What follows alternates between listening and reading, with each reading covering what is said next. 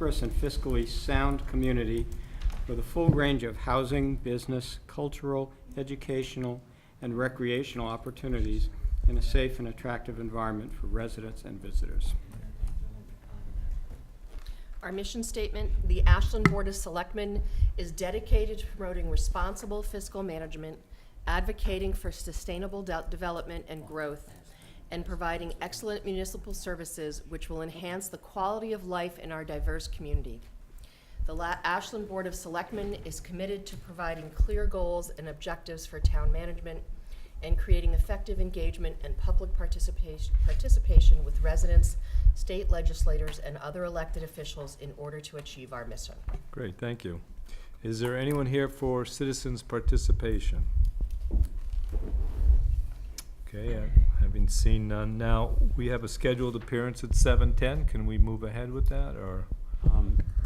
You're not obligated to hold it at 7:10. I think if the applicant is ready, you could certainly move forward if you want Okay. to.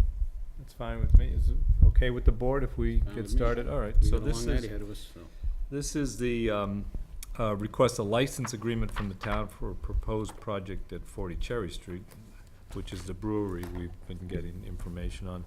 And actually, it's, is it a license agreement we're being asked to grant here, or I thought it was more of a property butter type access question, but I'll turn that over to you. Thank you, Mr. Chair. Well, it's actually a couple of things. I think what we want to try to accomplish tonight is threefold.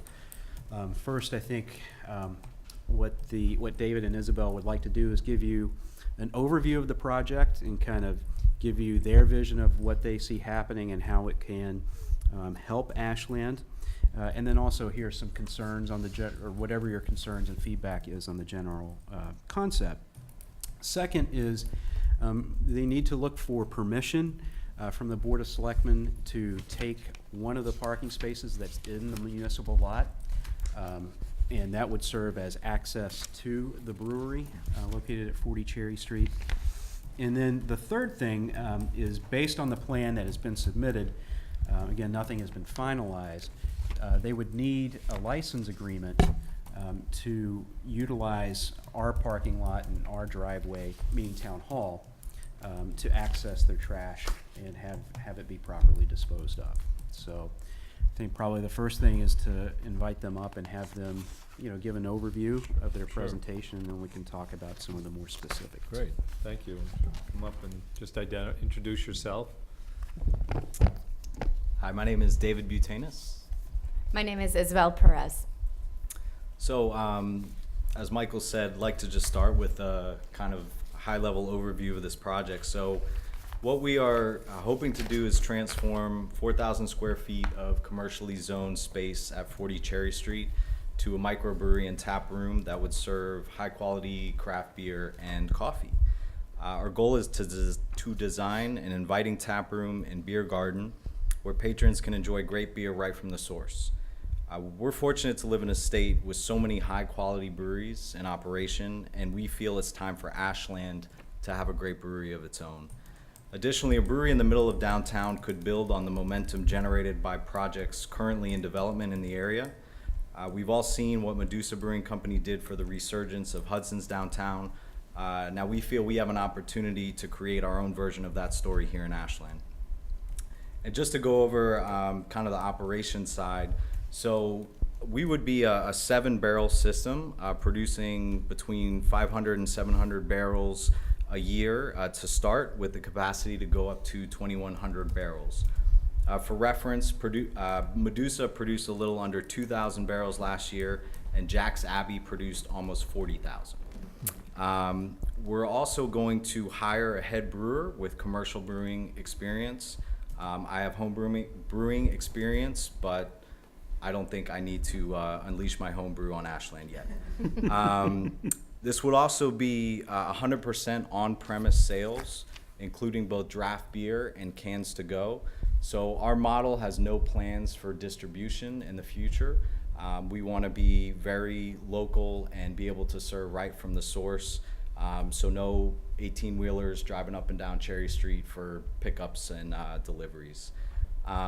We plan to serve light snacks and pastries, also have food trucks available, and bring your own food for more substantial fare. The hours of operation would be Tuesdays through Sundays, 9 a.m. to 11 p.m., and the possibility of opening on Mondays for private events to start. And we anticipate, again, light truck deliveries, box truck deliveries, probably 2 to 3 times a week. Through our own driveway. Correct, through our own driveway, yes, not through the town hall parking lot. So I just want to highlight what we feel are the main benefits of this project. So we feel like this would add a very vibrant third place to the tapestry of downtown Ashland. Steve, I know you forwarded an article about third places. I appreciate that. And just to explain it again, the concept is a third place refers to places where people spend time outside their first place, which is home, and their second place, which is work. So parks, libraries, social clubs, cafes, restaurants are all third places. And Ashland already has several really successful, vibrant third places. Ashland Farmers Market, the Corner Spot, and Stones. But we think there's a big gap in the roster of third places, which is a brewery tap room. And we feel like this could fill in that gap and, you know, help Ashland keep pace with the growing number of towns across the Commonwealth that are bringing breweries online. Some even now have a couple. So we really want Ashland to keep pace. We also see this as contributing to the revitalization of downtown. So tap rooms create a lot of buzz and excitement that nearby businesses can benefit from. And we're confident this project would increase foot traffic downtown and bring in additional investment to the district. And finally, this project would create jobs, add to the commercial tax base of the town. And just in conclusion, Isabel, myself, and our son Julian, we're thrilled to become Ashland residents ourselves last summer. We've gotten to know the community very well over the years. Isabel's sister Julia, standing right back there, president of Metro West's famous Ashland Farmers Market, and her husband Corey have lived here with their 2 children for 13 years, and we've been visiting off and on. And again, we were just very excited to have the opportunity to live here ourselves. And you know, we couldn't imagine a better place to fulfill our lifelong dream of owning our own business. And we plan on being a part of this community for many years to come. We're not planning on going anywhere. And also, the last thing I'd like to point out is we are actually going to be living behind this brewery. If you've seen the plans, you'll notice there's a single family home behind the brewery, and that will be our primary residence. So I don't know if you can make an argument for being more invested in a project than living within a stone's throw of it. Thank Is you. that the house on Cherry Street? Or It is. Yep, Okay. exactly. Yeah, so actually, the building is behind, the brewery's gonna be Yeah, behind. that's how I think of it, yeah. That's how I look at it. Okay, very good. You'll Well, see it. so, anything else in your presentation before we get into questions and discussion? PowerPoint that we were? Yeah, did you want to put up the? So I'm sorry, we didn't know It that is you on guys there. were gonna need some slides. Okay. PDFs. Oh, okay. Oh, okay. Those are the things that you sent to the board, the same, okay. Yeah, that's good, it's helpful for the people watching, the folks watching. Gotcha. To be able to see it. Okay. All right, so this one is actually slide 3, which would be the outside. Let's see. So you're gonna use the existing building, Right, so, much. good point. So this is not going to drastically alter the existing building and the existing structure. Obviously, as you know, we want to create a visible, prominent front entrance. Again, these are just conceptual plans, nothing set in stone, but that is, you know, our architect's first stab at that. But And this no- would be the area right here where we're looking for that access. So it would be, you know, a parking Right. space right in front of this area. that would be where the curb cut would be required. A quick question with respect to that. In walking around your building a little while ago, I noticed that you have a back entryway, and that's gonna be used as a fire access, a fire exit, only? Correct. Yes. That curb cut's already there for handicap, accessibility. So I was wondering if that's something that you wanna utilize there and then maybe do another, fire exit at another locale without, you know, interrupting the parking situation. Because parking's at a premium in the back area there, as you already know. Sure. Yeah, so I think, you know, we feel that having a centrally located Mhm. front entrance is really, you know, critical to the success Okay. of the business, and having good visibility, having good flow into the space, not, you know, kind of coming around it at an angle. So, you We know. definitely considered it though, and you know, Okay. we are gonna use that as the fire exit, and then we were also considering the entrance and exit of our customers. We're trying to keep that as close to our property, and you know, hopefully not cause that much more in regards to noise facing the Ashland house, which we do know is another concern. Yep.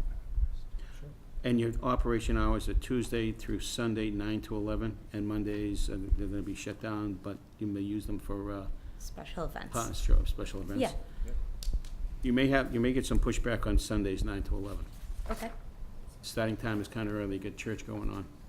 You got a church across the street, which also utilizes the parking over there. I don't wanna see the good reverend get a little upset over that, so just Maybe you being, could go just have a being, beer. oh, you could have a beer too, that's fine, I don't have a problem with that. You know, if he's a closet drinker, I don't know what he is. I would just be, you may Aware of wanna, that, you may wanna absolutely. rethink that, you know, maybe starting at 1 or noon time. Because by that time, all the churches are done. Gotcha.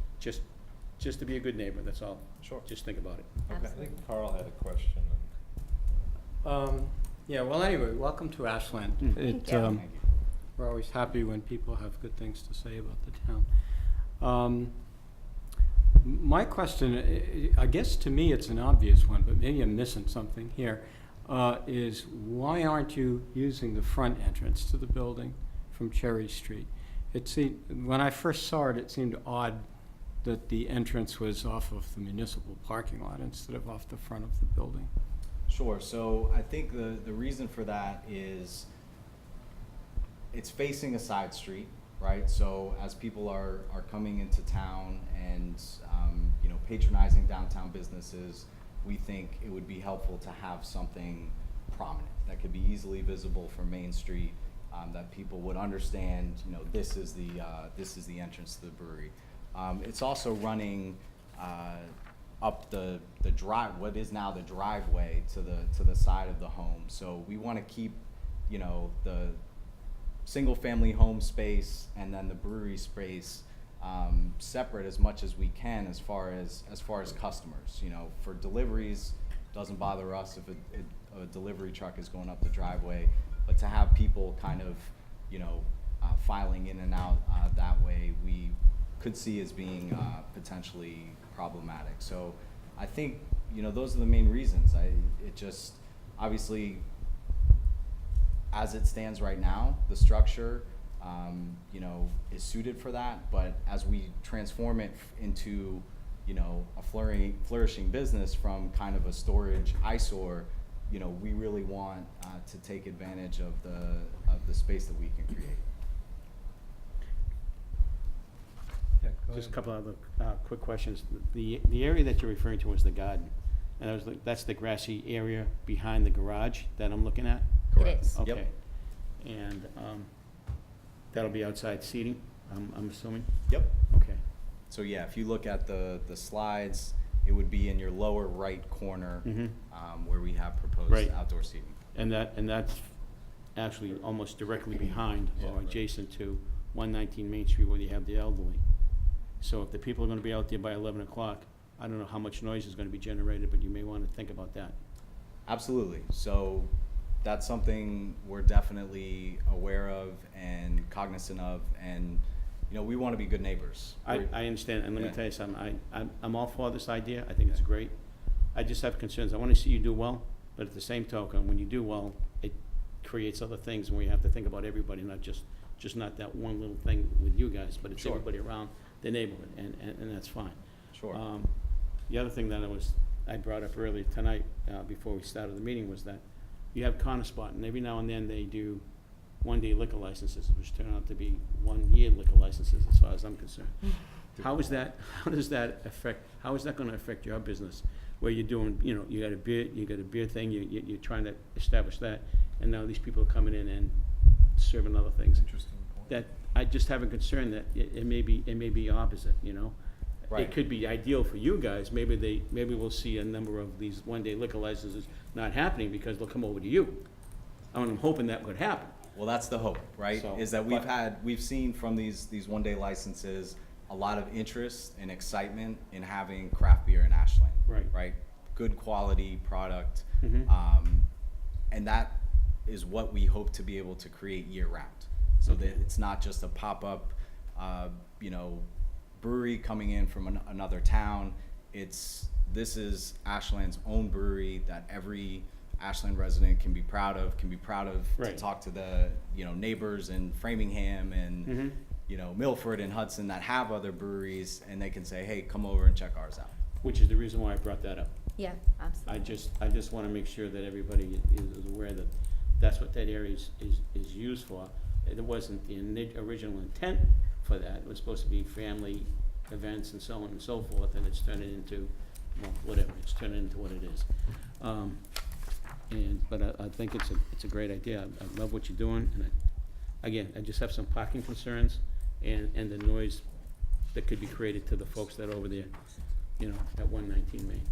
Yep. I know somebody has mentioned something, that you may go door to door over there. Absolutely, yeah, we plan on engaging our neighbors as much as possible, and we I- also plan on hopefully attracting our neighbors Yep. to our brewery through different events, through different I know several promotions. people that'll be more than happy to walk over. To be Yeah. honest with you. Well, we were thinking maybe a nice kickoff, you know, for the Ashland House, a bingo. Some free coffee on Afternoon. Tuesdays. I know some great bingo You may- MCs out there. There you go. Don't put free there, you'll be in trouble. The Berkshire Group owns that property, so they'd be the ones that you may wanna talk to, especially if it comes to parking issues, cause they're the ones that, you know, maintain it, and they're out in New Hampshire, so you may wanna Okay. give Great, them a thank you. contact, yeah. Steve, did you have a? Yes. East Speak- Point? Well. It's East Point, I'm sorry, it was East Point, that's right.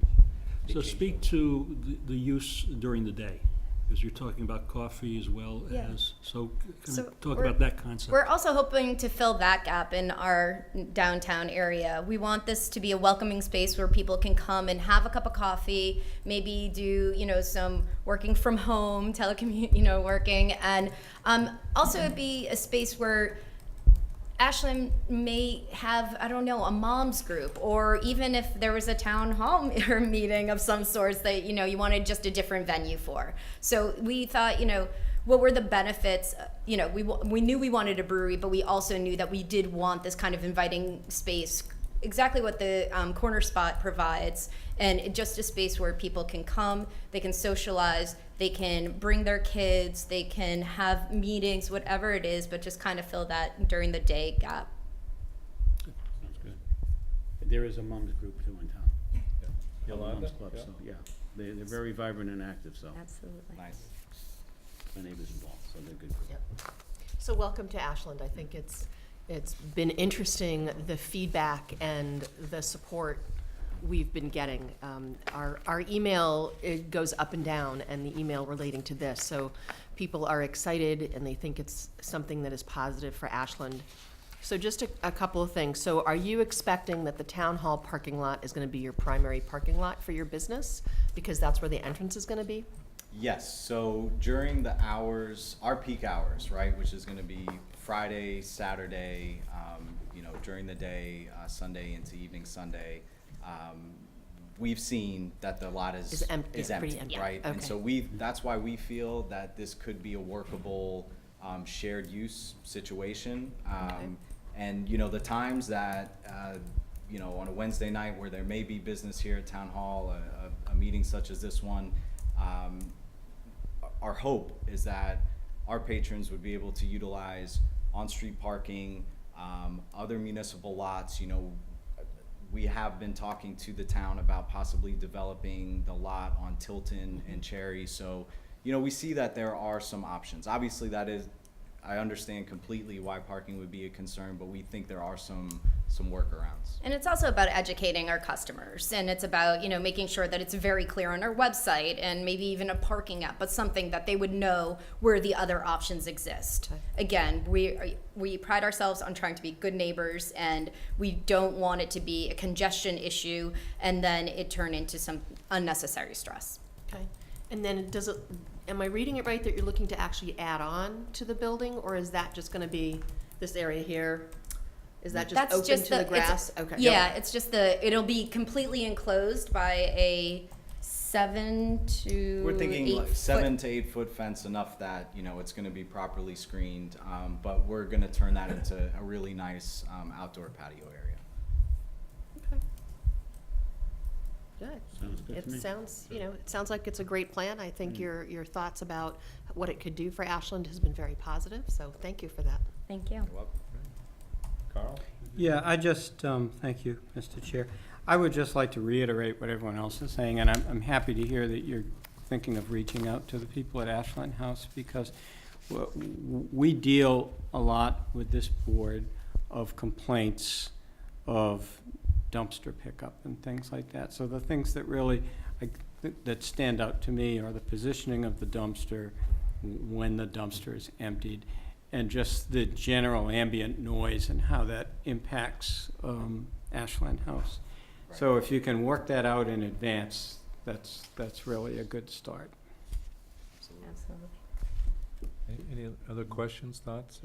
So the start date is 2/20? Is that when I you're was looking gonna ask to that. have everything done at 2/20? 2020. 2020. Yeah, yeah. Okay, Oh, 2020. Oh. okay. Oh, so we've got a few little time involved here. Yeah. So, yeah, Well, but not so much. Yeah. I mean, ideally, kind of winter into early spring Yep. 2020, I think that would be great. if we But can- if our we can make hope that is work. to definitely, within the Yeah. next couple of weeks is when we actually have to. You have a planning board meeting too on the We do, 26th? yes, on the 26th. And this, just want to reiterate, this is the place where they're going to live. So they actually have kind of scheduled things. I mean, when they're scheduled to close, I think, in August, and, well, Okay. again. So you're At gonna the end be, of this month, you're gonna be yes. living there to manage the construction for the Exactly, space. Yep. exactly. They'll be foreseeing it over themselves, that's a good. So again, Michael, reiterate the potential actions tonight are to approve a curb cut. Not a curb cut, but the taking of that one parking space to make it Okay. compliant. So the taking of, and Just then, one. and then relative to the dumpster, right, is that to be determined? So my suggestion would be to have a couple of members of the Board of Selectmen go to maybe you could appoint an official subcommittee that would go to the planning board meeting on the 26th. Yep. And talk about that, because I have some concerns with the dumpster too, and David and Isabel know that, and they have concerns as well. I think that's one of the reasons that makes them good partners in this. But I think some things need to be worked out, but I think that should probably happen jointly. And if you want to empower that subcommittee to make a decision at that point, then they can basically kill two birds with one Right, stone. okay. I just had some questions as well, so, and I don't know, thinking about this, so is it unusual to have an establishment whose main entrance is off a municipal parking lot? I mean, where have we seen that model? So I guess what I'm getting at is, again, we want to be welcoming and encouraging a business, but this is where the town hall parking lot is going to be their main parking lot and their main entrance, which I think is a little unusual. So one of the things I think we ought to think about is what is the town's, we want to make sure we're protecting the public interest here, and that the town gets value for what it's really investing or contributing to this. So I guess that's kind of what I'm thinking about. Well, and that's a good point, and I think that's why a really important part of this whole discussion is the development of that lot on Tilton and Cherry into additional public parking. So the addition of 20 to 25 spaces that can be used by the public for downtown Ashland, not necessarily just the 40 Cherry Street establishment, is important. To get to your point of where have we seen, this kind of configuration, and nothing comes, right off the top of my head, but I will say that like an establishment like Erica's is fed primarily through that municipal lot. The only difference is that you have a street that separates the municipal lot from the restaurant. And Okay. it's also used by the, Yeah. Holliston Town Hall. That's Holliston Town actually- Hall is right next to the church. The church uses their parking lot all the time. Yeah, that's true. That's true. As is the Federated Church with our parking lot. Right. So, And Hopkinton Town Hall as well is Public fed from the rear, That's their true. parking lot, and that feeds the businesses You from the have rear bills as within well, the so. bank and- Apparently I don't get Yeah. out enough. So, so it's But I not, think That's that- okay, we do. I think that this is uniquely different than all of those examples. it is.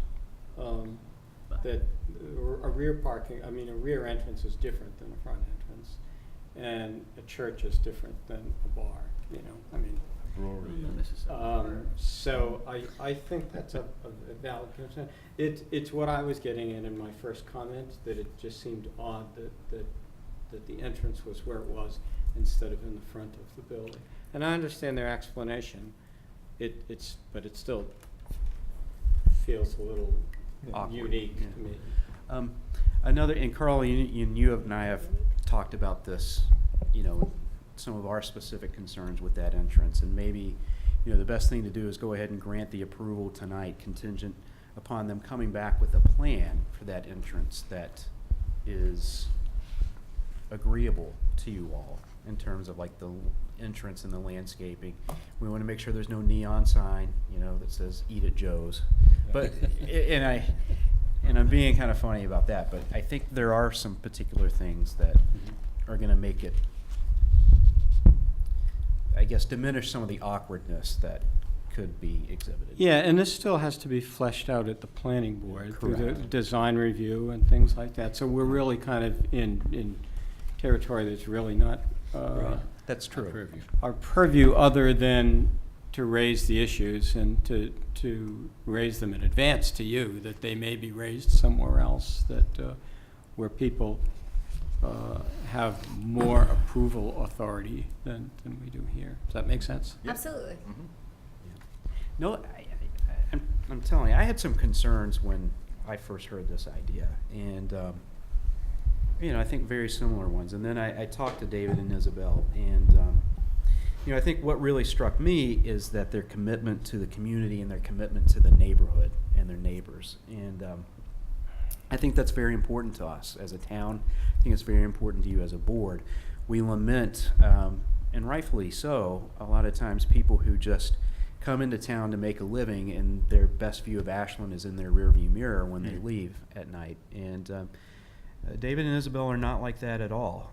I think if there are complaints from the neighborhood, the people that will take it most to heart are probably not on this board, but it will probably be them. That being said, we will probably be the ones getting the complaints.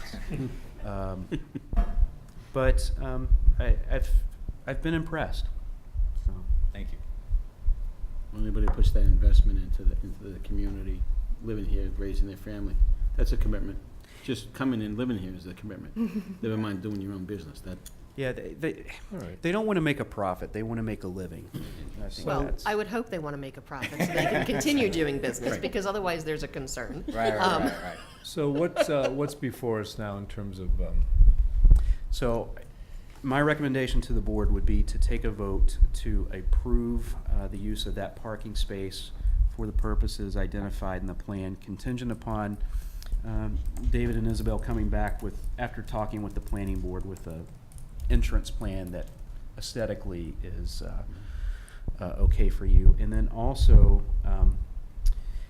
if you want to go ahead and approve just a general license agreement, or just basically give them the go-ahead to say that, yes, you can utilize the municipal space, and then we go to the planning board and figure out exactly what that means and flesh that out, and then we can put together a license agreement. I think that would be a good next step too. So you'd vote to give them permission. So when and you work on say a license a agreement. general license agreement, so that would be an agreement that would cover the fact that they're serving food, that they're brewing alcohol, that they're serving, that they're, No, it's a license just to use our oh, facilities. the license for the facility, So, okay. yeah, like our parking lot and our driveway, so they can License. access I their- see, okay. their, that brings up the question of the liquor license. Is that an issue, or what do we? well, when they're ready, they will need to come. They'll have to And come there will be forward, yeah. one. Yeah. there's presumably some available. And potentially in entertainment, I I mean, think we might licenses or. wanna check, that might fall under different Oh. legislation. Yeah. Yeah, so we get what's called a farmer's brewer's license. Oh, so it's, From the state. it's different So than- it's treated differently Oh. than Oh, a interesting. full liquor Okay. license. Yeah, it's not a pouring license. all right. So, So any other thoughts on? Any consideration? food down the road, like meals and stuff, like John Howard just finally, ended up doing or anything like that? I mean, Right. who knows? Right, so But not in our we want to initial- keep Not- it. not in the We near want to future. keep it simple in Yep. the beginning to make sure we've got a handle on our core business. Mhm. Certainly, we would keep that door open, and if at some point down the road it seems like that makes sense Yep. for the business and for the space, we would be open to it.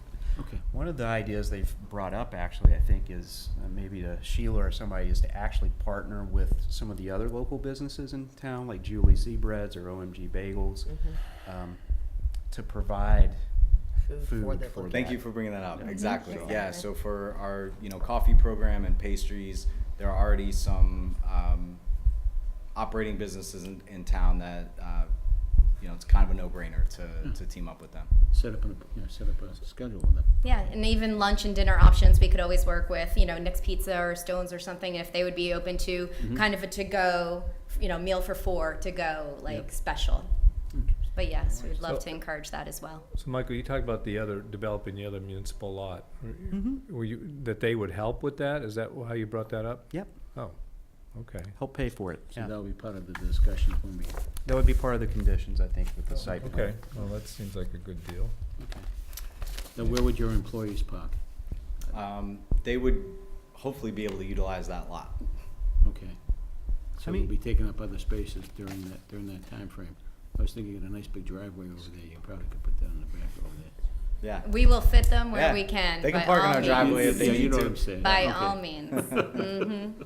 All right, so Michael brought up the question about a subcommittee. Is there interest in that? Or we need to do that, or what? Subcommittee? You don't, you could go ahead and give them an indication that you're okay with the general concept of them, I mean, I giving think- them a license agreement with the Alright. idea that you need to. I think one or two of us can go to the planning board meeting and speak to it if If need we all- If be. necessary. But a subcommittee, I think, is a little Much, cumbersome, yeah. Okay. Yeah. All right, so I think we're any other further discussion or thoughts here?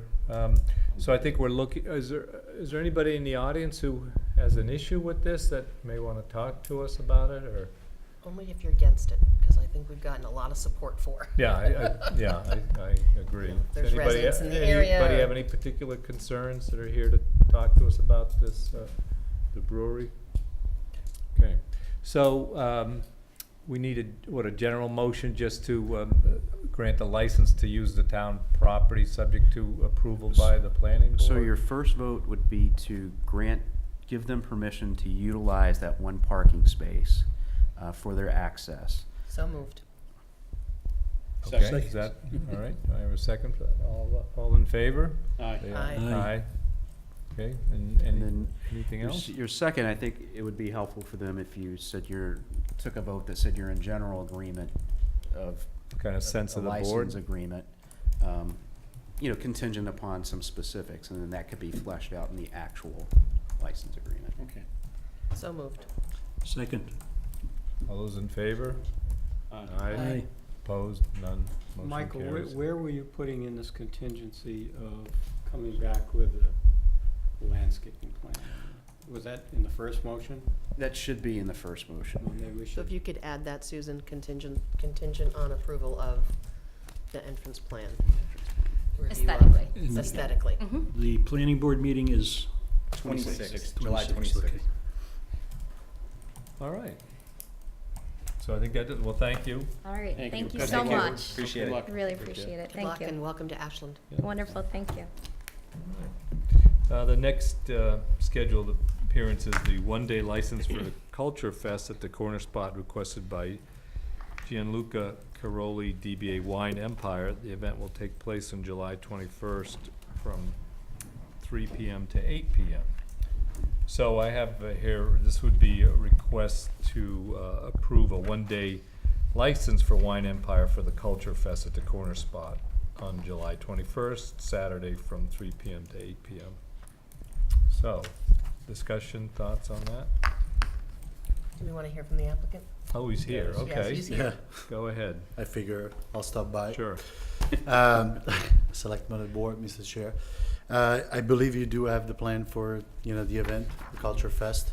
Yep. We're gonna have a fairly small, spot in this area. It's gonna be about mostly performances, food, dresses, and so forth. And we just simply plan on serving iced coffee, a few pastries, very likely cannolis, and probably just a beer and a wine, one or two. Something on a little bit more on a minor scale compared to the prior events that we have done and we previously been approved for, such as the Wine and Beer Fest coming up on August 4th. So, Because the request on the Culture Fest that we have in front of us mentions beer and wine from many regions, depending upon the selectmen's review. But you do have iced coffee next to that, so. Yeah.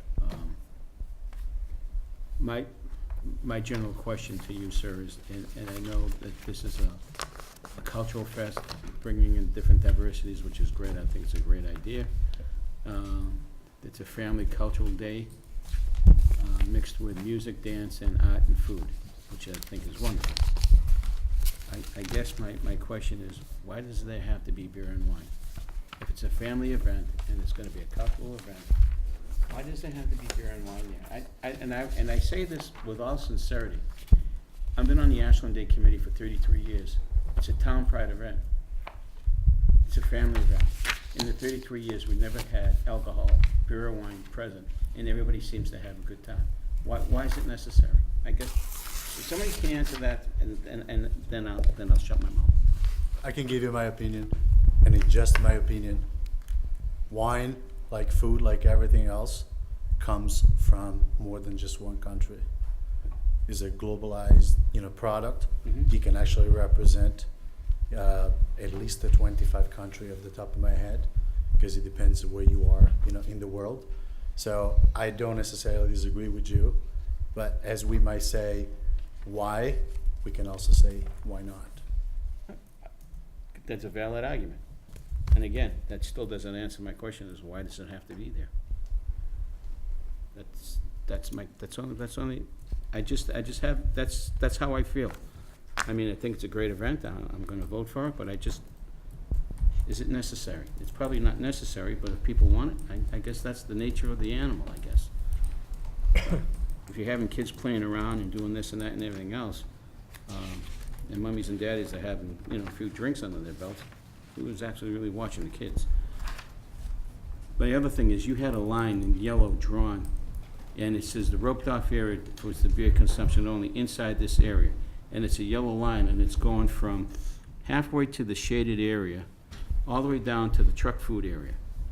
That's not one small area, that is almost the entire corner spot. That area has to be minimized. I would say I didn't draw myself this plan, but I hear the concern, and what we can perhaps do is just to cut it in half. Yeah, we Or had just something to- similar with someone else. I was gonna Right. say, unless Yeah. there is some other prior, events that was done this way. We had something I think worked well that. The last time we approved, we did it To the path. just the portion of it, not the entire Right. corner spot. So it was just a section of it. What we eliminated, where we didn't have, where we had it roped off, eliminated where all the kids typically play, where Yep. the game section is. So Right. I think that's what Joe was getting at. And we can make just- adjustments Yeah. to that. And it seemed to absolutely. work, because I, Yep. I enjoy beer, so I go down, when Yep. there's beer at the corner spot, I do go And I down. don't And- think and that's it probably- impacted them negatively in No, regards to that I sense. don't think so. And the They're here speci- so we can ask if necessary. Right, and the specific reason, why we also, not to go back to Mr. Magnani's, point, why we have wine, because we can represent maybe a couple other countries, in addition to, for example, Colombia, you're thinking about, coffee, dessert, you're thinking about Italy or Spain or French, pastries and so forth. So, again, it's gonna be like, much more diminished in terms of, both, volume and number of products. And are you one of the sponsors of the Cultural Fest? Yes. Okay. So you wouldn't have a problem with putting that line down by the path area, drawing it off there. Whatever makes just everybody minimize, happy, well, I'm that- happy to do. I think that's what we did the last time. That's what we did last Yeah, time. okay. So we just need to direct That's all. Beth Reynolds to coordinate it off appropriately, that's all. Okay. Bring I'm- some Italian wines with you. Ready for a motion? Yolanda, sure, go ahead. I move that we approve the request for a one-day liquor license for Wine Empire for the new Cultural Fest at the Corner Spot on Saturday, July 28th, from 3 to 8 p.m. Do I have a second for that? Excuse me a second, before we vote. Oh, The okay. 28th or the 21st? I'm sorry, the 21st. Did I say the 21st, 28th? yeah. On July 21st, Yeah, no, these are 25. from 3 to 8. I apologize. And And no rain Need a days, so second. you're gonna have it whether it rains or not? I agree. I'm going to. There you go. I'm gonna be there with my umbrella. so, I think second. did Did we get a second? Did you Yeah, have a second? We seconded. Okay, so motion's been made and seconded if we're ready to No, vote. good. Did you have any, okay. All those in favor of granting the one-day license for Wine Empire on Saturday, July 21st, signify by saying aye. Aye. Any opposed? Motion carries 5-0. All right, congratulations. Good luck. Good luck. Good luck. Okay, so the next, we have 3 one-day license for Fireflies Barbecue at the Corner Spot, and, oh, he Denied. is here, okay. Yes. And did we get the backup for that? I understand there was It's in some the package. issue Yeah, with it's in the new packet. the new packet, okay. So have folks had a chance to look at that, or? And everything was in order, right? Sue? That is correct. Okay. I didn't see them, I thought there was just one copy of it, but, did you guys have a copy No, of I it? don't.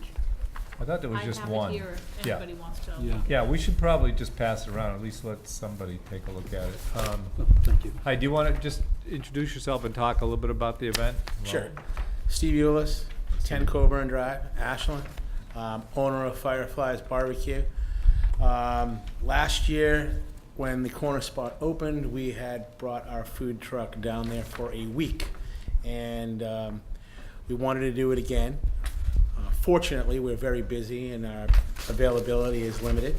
I think it's a great event. We're going to bring our food truck down there on Saturday, Sunday, and Monday from 11 to 8 on Saturday and Sunday, and 11 to 7 on Monday, serving our world-famous championship best barbecue on the planet here in Ashland. And we want to serve some refreshing non-alcoholic beverages and a couple of beers and some wine in whatever area you gentlemen and ladies would like it to be. Okay. So I take it was a success for you last year. It was great. You had some It bad was- weather, but Sunday, We did. We had some Monday. terrible weather. Yeah. But yeah, but everyone came out Still- and they still visited, came. and we had a great time. And I live in this town, and I want to do whatever we can. So that's why we're you're here. welcome. Okay.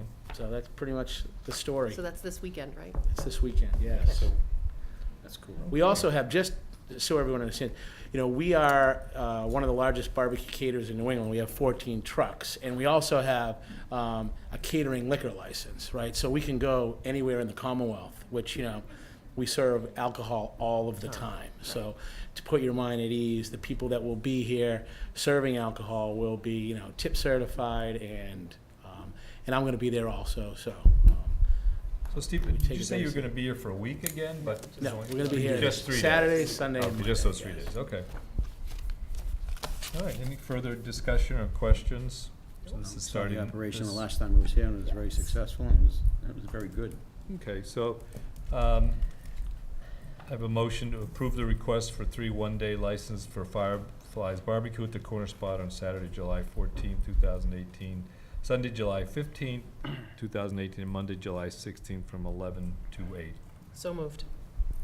Second. Motion's been made and seconded. All those in favor say aye. Aye. Aye. Opposed? None. Motion carries. Thank you. 5-0. Look forward to All right, seeing you all. thanks. I'm sure we'll see you at some point. See you, Steve. Thanks, Steve. All right, so, so this one is a Zealous Beer Company. Is there someone here from, okay.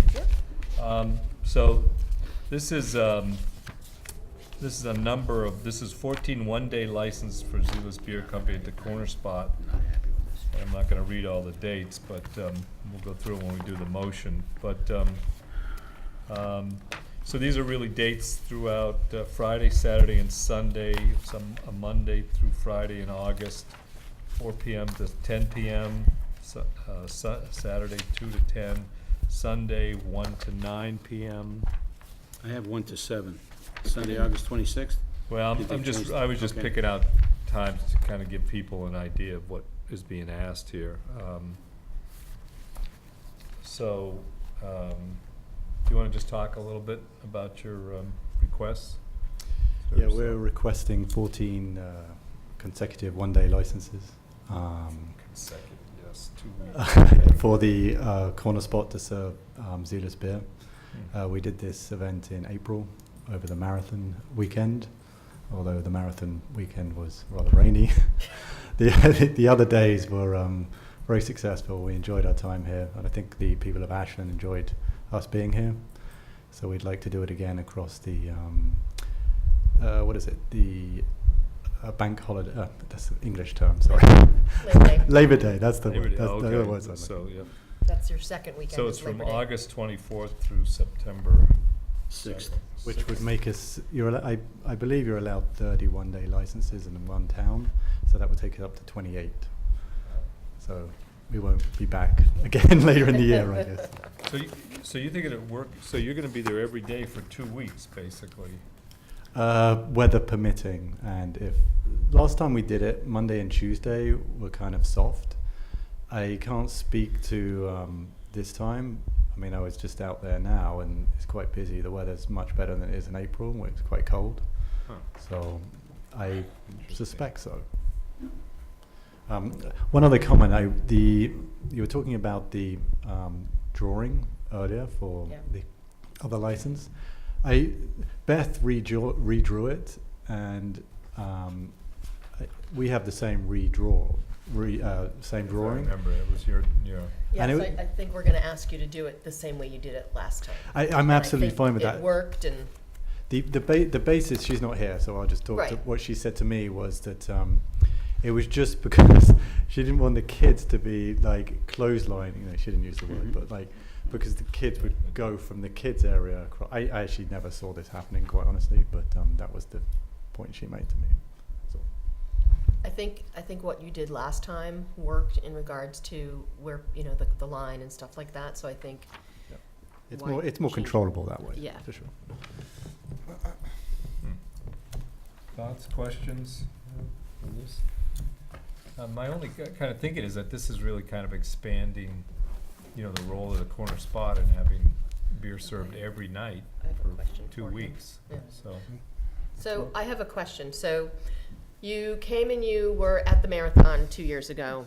Yep. You were at the corner spot in April. You're doing this again. Mm. One of the reasons and designs of the corner spot was to create businesses, pop-up businesses that would then potentially come into downtown or into Ashland on a permanent basis. Yep. Is that something you're still looking at? Is bringing Zealous to Ashland in some kind of either bar or bringing your brewing here or?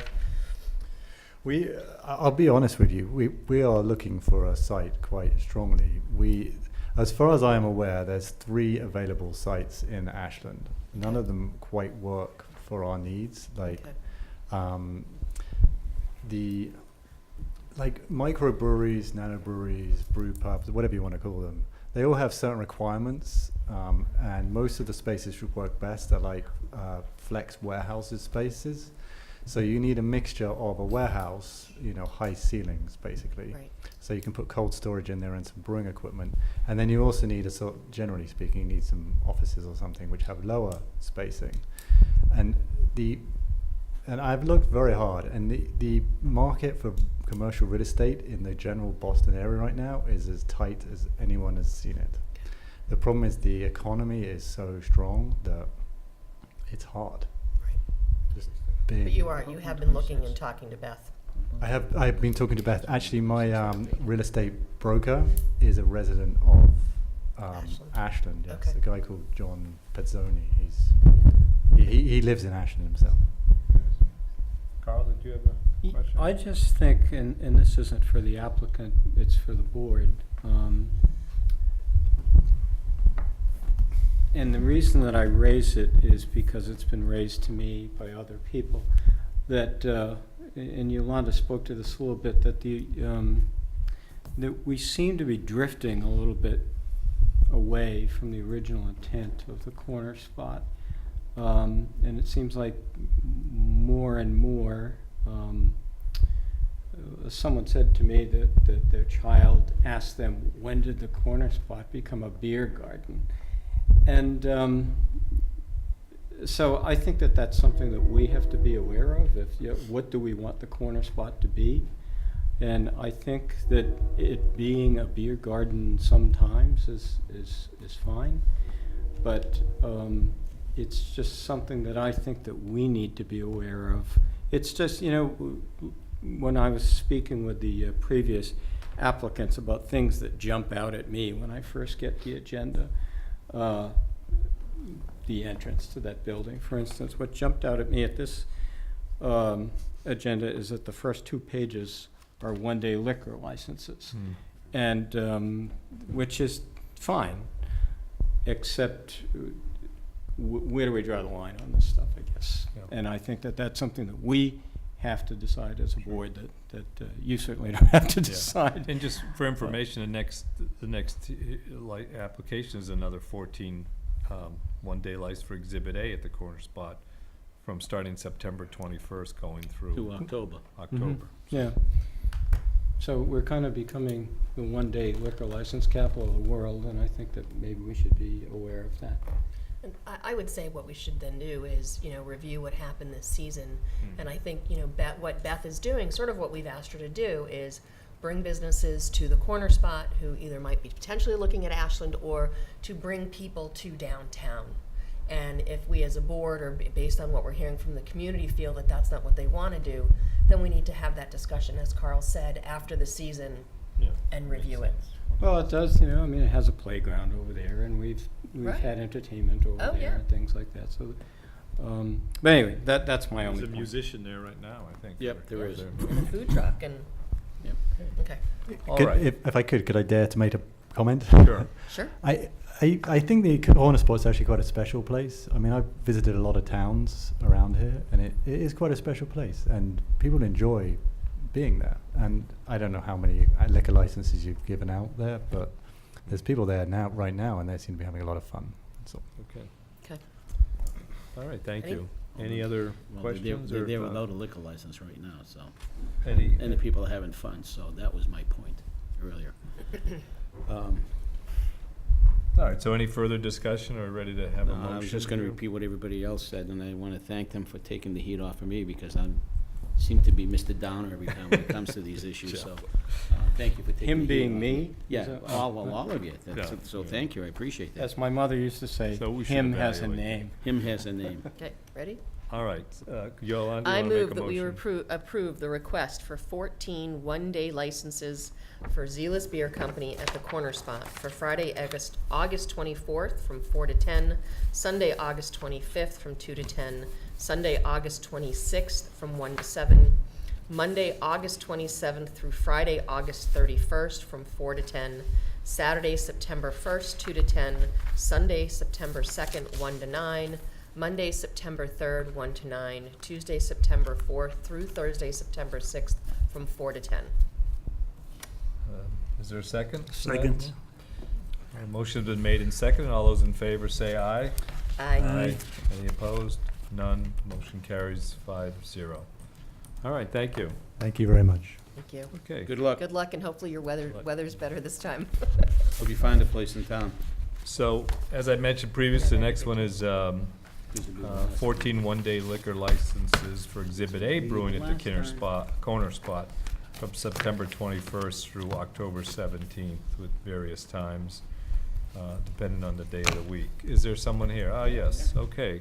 Go ahead, you just want to make a Yeah, my name is Kelsey presentation? Roth. I'm the general manager from Exhibit A Brewing Company over here in Framingham. And, Beth Reynolds approached us about doing beer at the corner spot. So I came out and took a look at the space, and was like, absolutely, this place looks amazing. So we would be really excited to be able to pour beer at the corner spot. Great, and you're the guys that moved into Jack's Abbey's old place? Yep. Is that Yeah, in the old okay, Jack's Abbey very good. location. Okay. You guys so- have had some great events there at the space. Oh, thank you. So what brings you to Ashland, since you guys have done some great stuff at your space in Framingham? A few things. One is we have a lot of customers from Ashland, and anytime that I've mentioned that we're looking at doing something at the corner spot, they're like, oh my gosh, like, you have to come. So I think it's a great way to really connect better with our fan base here in Ashland. But also, we don't have outdoor space, and having an ability to create an experience outside is something that we don't have, and that would be something that would be really exciting for us to be able to provide for our fans. Okay. Maybe we should start renting the corner spot. That's not. Well, the good thing is Well, that I think there The is, revenue, I think there's a the rental profit. agreement that they have to go through. Oh, okay. the sales tax and. When you sat down, and when you sit down with Beth to fill the documents, I just want to make sure, do you provide an indemnification insurance clause indemnifying the town and the Ashland Housing Trust, which actually owns the property? Because that's kind of important to me. I just need to know that that paperwork is being filed. Yes, I mean, Beth sent me a bunch of paperwork that that I filled out. If there's any other documents that you need, we're happy to provide certificates of insurance and all of that as well. All right, good. Certainly. Thank you. Mm-hmm. Further questions? Nope. Discussion? All right. Is someone willing to Sure. read the motion? Yolanda, okay. I move that we approve the request for 14 one-day licenses for Exhibit A at the corner spot for Friday, September 21st and Saturday, September 22nd from noon to 10, Sunday, September 23rd from noon to 6, Monday, September 24th through Wednesday, September 26th from 3 to 9, Friday, October 12th and Sunday, October 13th from noon to 10, Sunday, October 14th from noon to 6 p.m., Monday, October 15th through Wednesday, October 17th from 3 to 9. Do I have a second? Second? Motion has been made and seconded. All those in favor, say aye. Aye. Opposed? None. Motion carries 5-0. Congratulations, thanks. Thank Thank you. you. Good luck. Okay, Good luck. very good, thanks. Okay, the next item is matter of Trichome marijuana dispensary proposed for 40 Pond Street in Ashland. Now, there's two parts to this, and I see Alex is here. Good evening, everyone. Good evening. So we've had a lot of discussion about this matter, and as you can see, so I'm not anticipating public comment tonight unless things change drastically. There will be discussion and questions from board members. Alex is available for questions should people want to ask him. So there's two items here. One is whether or not the board will issue a letter of non-opposition under the state process, and should we do that, then the second item of discussion is to kind of hash out the draft host agreement and the draft development agreement, or to make sure that we've got it in place and have something that we're either willing to pass or follow up with to complete shortly. So thanks for being here, Alex. Thank you for having me. So I think, unless Michael, you had anything you wanted to add to the process. So I think unless we want to entertain a statement from Alex, we can just, and he's available, I'm sure, to answer questions should we have any further questions. But unless members have questions or thoughts, I think we can just go to statements or discussion amongst the board if that's agreeable to everybody. So I'm just kind of, we've gone, we've all had a lot of discussion of this, and I guess that would be it's time to call the question, I think. So Is it, Michael, what's the exact motion that we're considering here? Is it the whether or not to issue the letter of non-opposition? Is that simply it? Yeah, just to reiterate what you were saying, Mr. Chair, I think the idea was to have the vote on the letter, of whether or not to issue the letter of non-opposition. And I think you could just phrase it as simply as that, whether or not the board does vote to issue or votes to not issue a letter of non-opposition. Okay. And then based on that, then you can determine how, if you need to go further in terms of the host community agreement, the development agreement, or, All right. I guess is what it is. So I don't know if folks want to make statements, or anybody's particularly eager to lead off here or say anything. Steve, go ahead. Well, I would suggest, at least this is my position, that we've certainly individually, as a board, we've certainly discussed this sufficiently. I think we've all individually reflected on this sufficiently, and I think we've received sufficient public input. So I would move to call the question at this point, which would require a second, a vote on that, and then a vote on the motion, on the letter. Okay, so any further discussion? Can you repeat that? Sure, so I'm moving to call the question. On the Which- letter of non-opposition? No, I'm moving to call the question, which would stop discussion at this point, and we would take a vote to, as a board, to stop discussion, and then immediately go into a vote about the letter of non-opposition. Well, I think that's up to the chairman to decide. No, it's not. No, it's not. That may be your So- opinion, but but. I- No, it's not my opinion. We are, this board Why are you operates. getting so Let argumentative? me explain, Joe. This board, our policies operate under generally accepted rules of parliamentary procedure. I think he's right. And that is Okay. part of parliamentary procedure, is being able to call We've the never done it question. before, that's why I'm asking. No, why we yeah, do it. it's a valid point, but I think technically, I think Steve is correct. Well, But- couldn't we put forward the motion to vote the letter of non-opposition, do any last discussion from that, and then, right? Because you have to have a motion and a second to be able to have discussion. But I'm So- moving right Yeah. now to stop Yeah. discussion So, yeah, and go so, to a vote. yeah, so Steve has made a motion to stop discussion, so does he have a second for that motion? So. we So would- this is, you know, This is his my, attempt to this is my shorten things position. up. Yeah. So it requires a second, and it requires a vote. Then we can discuss. And then that. if it doesn't pass, then we move on to discussion. But if it does pass, then we immediately move on to a vote regarding the letter. So we have second for purposes of Well, discussion. now I'm confused. All right. Well, let's. I don't understand how we can have a vote to stop discussion and then continue the discussion. We can't. That's right. That's We so, can't. So I made a motion, in essence, to stop discussion. So there's either a second or there isn't. If there's no second, we move on. I'm not hearing a second. But, okay, then Then we'll repeat your part about then we take a vote on the question. That's where you lost me. So the process works by a member calling the question, right? So it requires a second. And the motion is to stop discussion. But we have to vote as a board to stop discussion.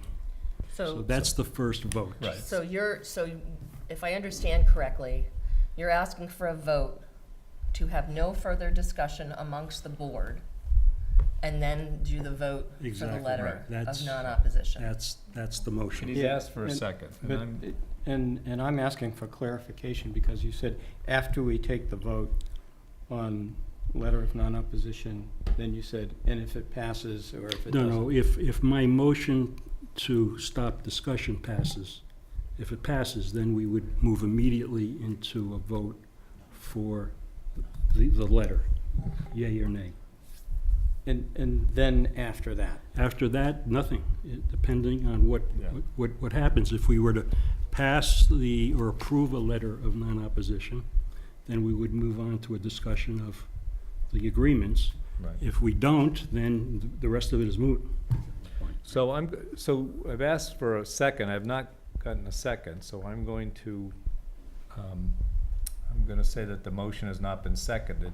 We're back to our usual discussion or not discussion, so, Then you can go to the question on the vote. no. Yes, No, you- Steve why just can't moved to cut off discussion and Right, he and didn't no get a one second. seconded And that. no one seconded, so now you So go the to. next step so is now to you- bring the motion to a forward vote. for the letter of non-opposition. Correct. That's correct. Open it up for Okay. discussion. We Okay. have our discussion. I and think then we're we vote. saying the same thing, right, yeah. So we have a motion on the letter of non-opposition, so No, we open don't it have up a for, motion. We don't have a motion on the letter yet. No one has made a motion. well, I don't know why we're getting bogged down in this, but. So it's kinda maybe crazy. I could jump in. So if somebody would like to make a motion to issue the letter of non-opposition, if that's seconded, then you can then debate whether or not Yeah, you should vote. Okay, so moved. all right, so I will, motion has been made and seconded, Second. right? You seconded it, Yes. so we're open for Now you can discussion debate, now, OMG. Okay, so, does anyone care to discuss? The we've motion to discussed cut it more off than enough, discussion to be honest failed, with you. so I think people must want to say something, so. I will say something that, you know, and we've already talked about this to some extent, but I'm generally in favor of issuing this letter, because I think of all the, there are a number of hazards in this world, and to my mind, a medical marijuana dispensary on Pond Street is not a significant hazard. We've got a lot of safeguards. And we do have an opportunity to provide a service that I think is reasonable and needed, at least by some people in our community. We've heard substantial testimony, both in the potential dangers and the benefits. You know, I know the kinds of establishments that we issue licenses to and that we have in our town and that cause real harm. We're gonna be talking about later tonight the opioid epidemic, and that's caused real harm in this town. So I'm looking at this matter as something we've heard a lot about. There's a lot of safeguards in the panoply of potential dangers that we're facing. I don't see it being significant. I do see potential benefits both for services and revenue to this town. And revenue is an important matter for things we want to do, and the good things that we want to do in this town. So, of course, revenue can't make up for something that's evil, but I don't believe this is evil. I do not believe it's a significant danger compared to, you know, we have a number of liquor stores, we have a number of drug stores. We put up with all sorts of potential hazards for the greater good because they bring benefits, and I'd say that this fits very well within the very reasonably within the kind of tapestry of things that we do that could be potentially harmful, but that also have great many benefits. So I would urge my fellow board members to vote to issue this letter of non-opposition. So that's my take on it. Well, I wasn't going to say anything, but I will. I think that this whole thing has been handled poorly from the start. I watched a hearing that we had last October recently, and it was stunning to me how we haven't really moved in any direction since that discussion. I asked during that discussion for someone to convince me why this was a good idea. And I haven't heard anything other than revenue, and that doesn't work for me. So I also would like to address, this is something that's come up during this whole discussion, is this whole use of social media.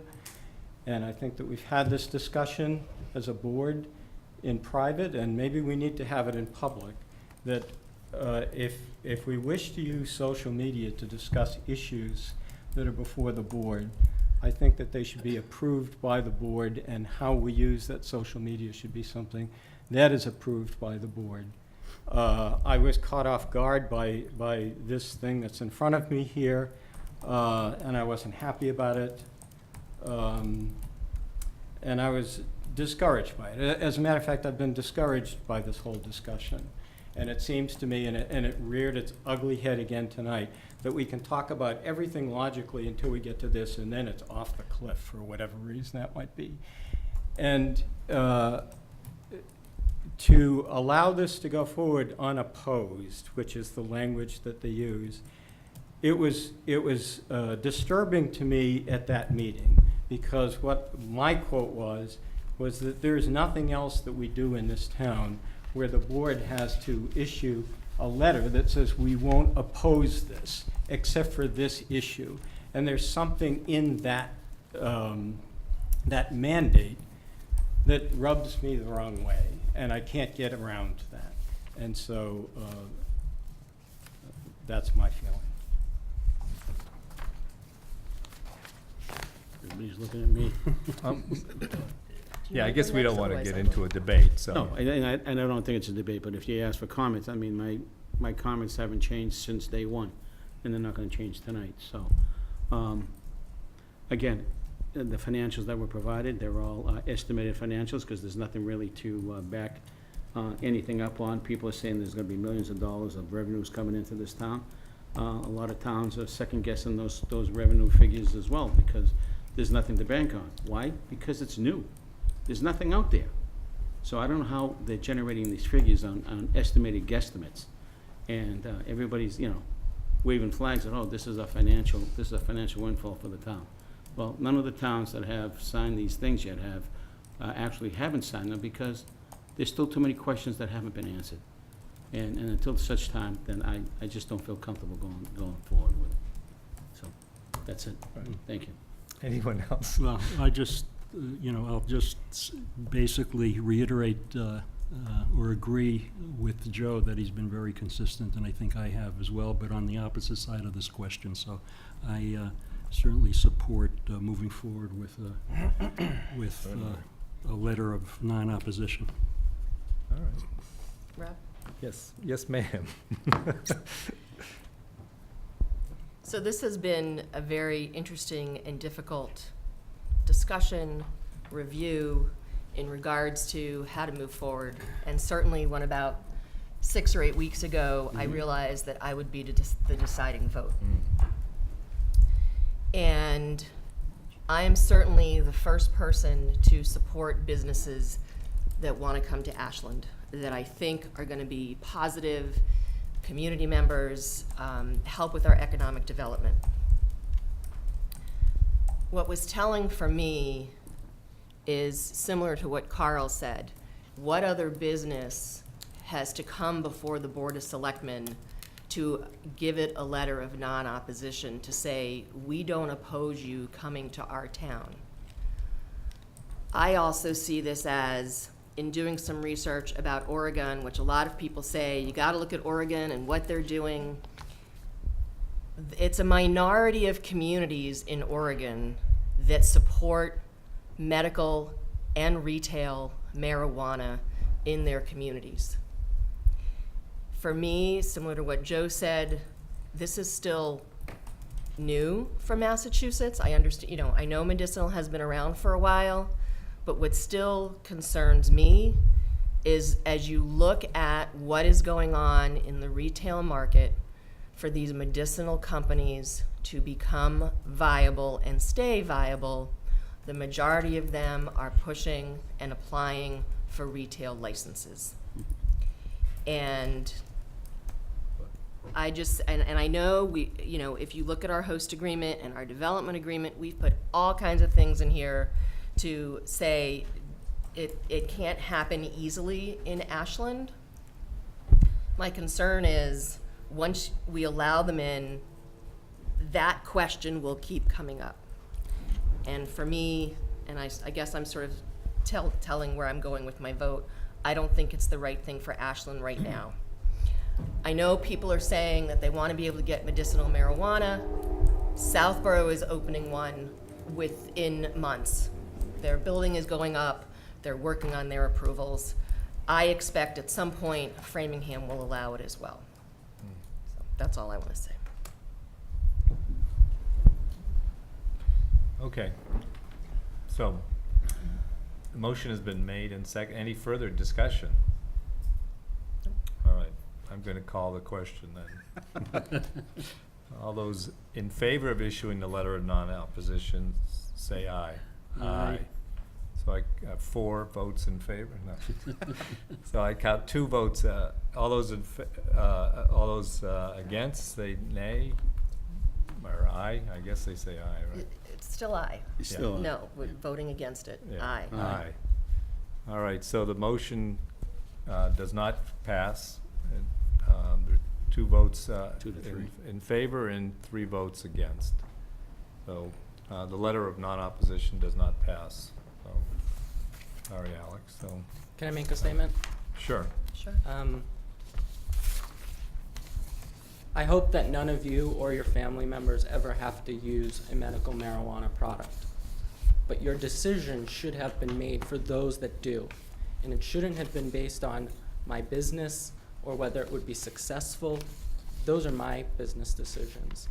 And I think to the point that you didn't hear any benefits aside from revenue is also inaccurate, because you heard many, many, many residents of Ashland come in front of this podium, in front of the annual town hall podium, and they said the benefits and the values to them.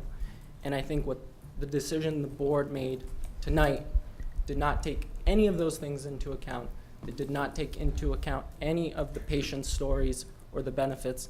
And to say you can go somewhere else to get something, I just think if you had to go to CVS in Southborough, you wouldn't be happy. If you had to go to your liquor store in Southborough, you wouldn't be happy. It would be an inconvenience, it would be difficult, and that is said with you being fully healthy. And so I will leave it at that, and I thank you for your time. But it is very disappointing, and we'll go from there. All right. Thank you, Alex. Thanks for your patience, Thank you. Alex.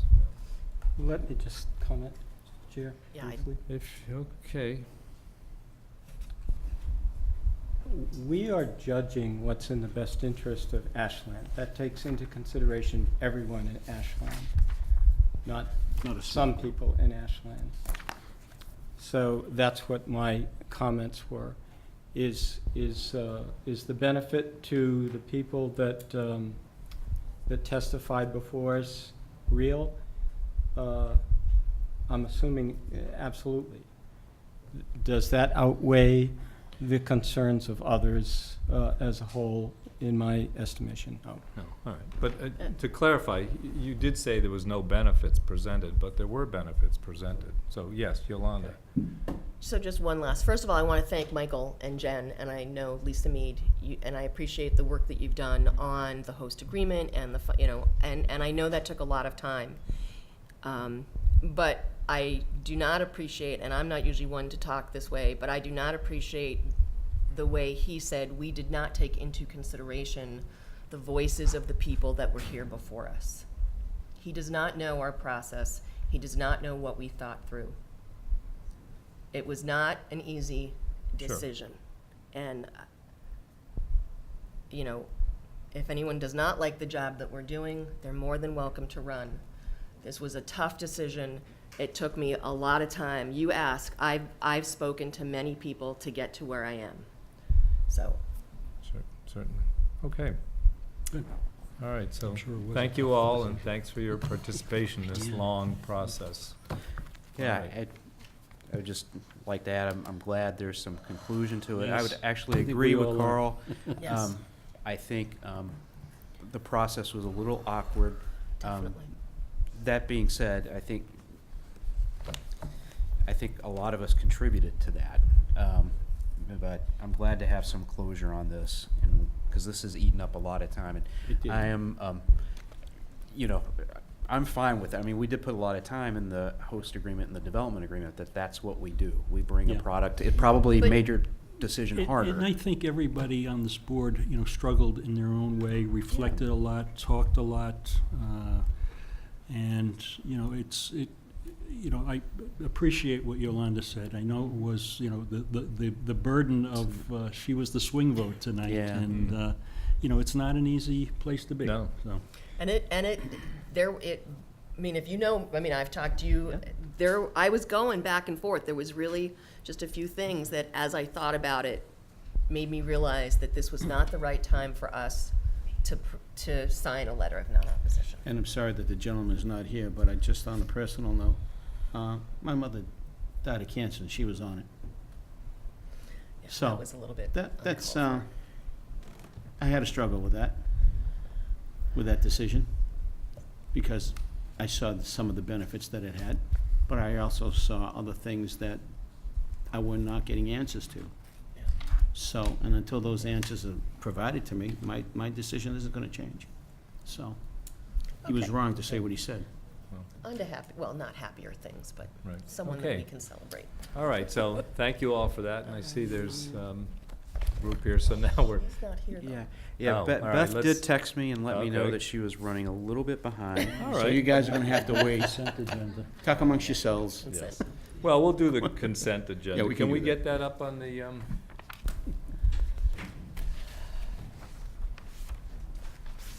Beth is a little late, so Yeah, we're we doing should the have closed consent it this agenda. afternoon.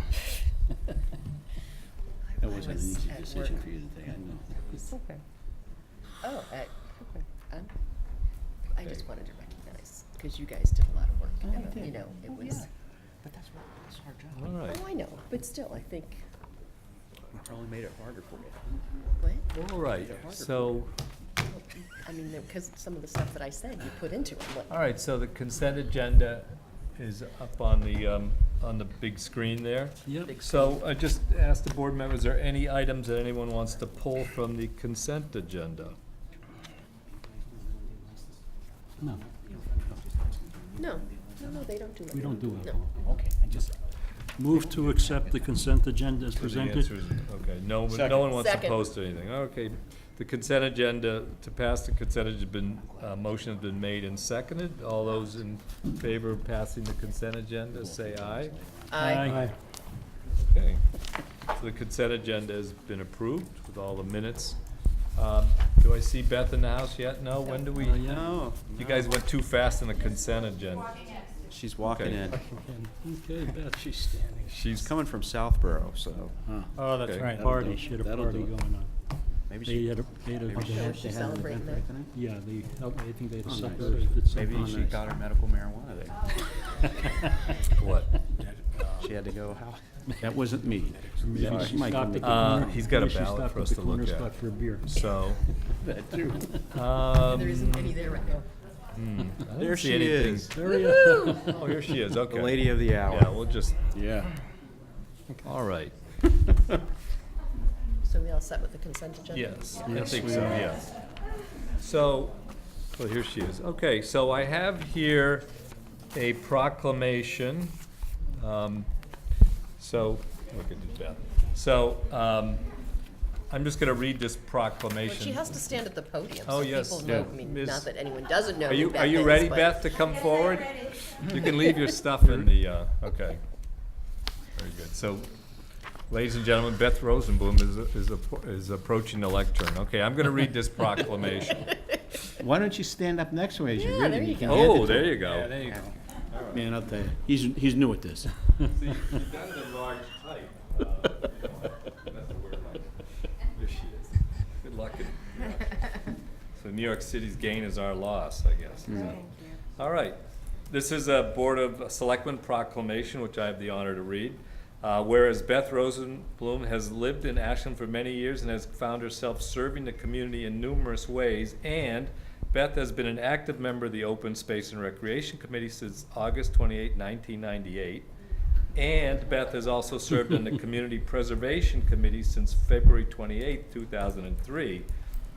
Additionally, Beth has served on the Conservation Restriction Committee since February 28, 2014. You're kind of late to that one, aren't you? Yeah. Well, it wasn't established. yet. Okay, that's your excuse. All right. The benefit of Beth's hard work and dedication as an active member of the community will be felt for many years. That is so true. Her compassion and devotion to everything she has been involved in will benefit the community and ensure its future success and prosperity. Hear, hear. Now therefore, we, the Selectmen of the Town of Ashland, do hereby proclaim Saturday, July 14th, 2018 as Beth Rosenblum Day. Very good. And, the crowd's going wild here. We urge all residents to make known their appreciation for her devotion to the town of Ashland. We wish her good health and good fortune. Congratulations, Beth. Thank you so much. Very good. We'll miss you.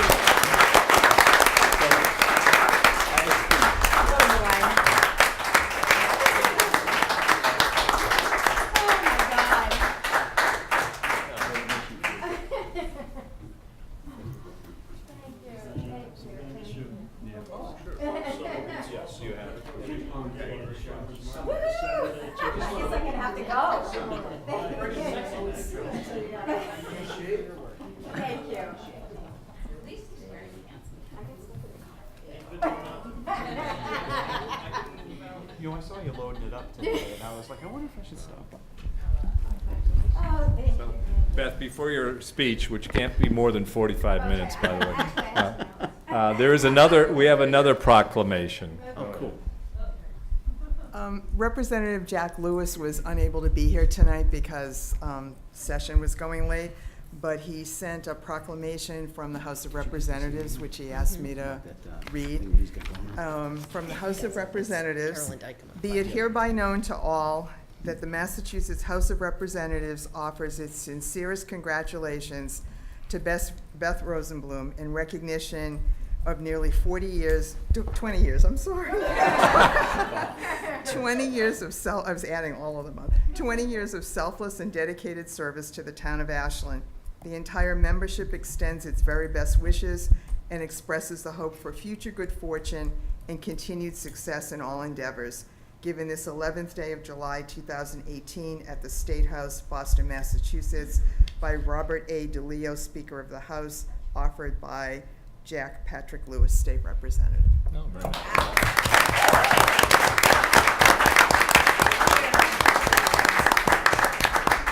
Wow. I am humbled and honored. Wow. I'm almost speechless, but not quite. So thank you all of my friends and colleagues for coming. It's quite an honor, and I'm really humbled by this. And it's interesting because I first got involved in town politics because I moved to the town and I didn't have children, and I didn't know how to meet people. So this was my socialization into Ashland by volunteering to join the Open Space Committee. I came into town hall. I went to former town clerk Cindy Watling, and I said, "What committees have openings?" And she said, "Open Space." And I said, "That sounds like me. I'm a New York City girl. What would be more appropriate than going on and joining an Open Space Committee?" Which I did, and have forever been honored to be a member of. And it's been the most wonderful experience that I have ever had in this community, and the people that I have met have been amazing and are all team players and have done incredible things for this great town, which has moved leaps ahead of where we used to be. Mm-hmm. So, and some of the things that I'm most proud to have worked on was the adoption of the Community Preservation Act, which I see some in Sherry in the back, who was instrumental, and Roberta and Judith were instrumental, and David Foster were instrumental in moving that forward. And we are so fortunate to be one of the first adopters of CPA. Another one of our great achievements in this community was developing the first open space and recreation plan, which we're now very close to having finished the update on, and that's another great achievement that the town can be proud of. And the number of land purchases, and I remember sitting in the Whitty's, Dave and Cynthia Whitty's living room, when we were members of We Love Ashland, and Janet was here, and Kathy was there, and I think there were others. And we said, what do we want to do for this community? And we said, Warren Woods is a priority, and developing a community garden was a priority. And both of those have been achieved. So I'm just so proud of everything that we've done, and that I've been able to be a member of all of these great leaps forward. And thanks to you for continuing to appoint me to the Open Space Committee so that I could participate. And then the Riverwalk, and a lot of land purchases that we hadn't done previously. And we've now been able to protect a number of very valuable parcels, and I hope that we continue to do so. So thank you very much. I'm really honored by this. I hadn't expected a proclamation by Representative Lewis, that's for sure. And I'm a little nervous. And I was just at in my adopted town. I was just at a party there, and it's going to be so hard to leave these communities that I so love and have become so ingrained with, and all of the great people that I've worked with, and hopefully you'll continue to the fight, the good fight, because that's what we need. So thank you so All much. right, thank you, Beth. And hold on just for a second, because I'm sure the board members have any comments or thoughts they want to? Oh, absolutely. Go ahead. I'd love to. We've butted heads a few times, and Only a few. that's okay, only a few, because my head hurts. And you would win all the time. I am definitely gonna miss you.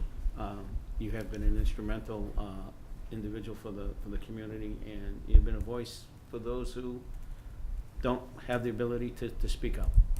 And they remind me of myself that way, so I wanna say I wish you the very best. I'm sorry you're leaving.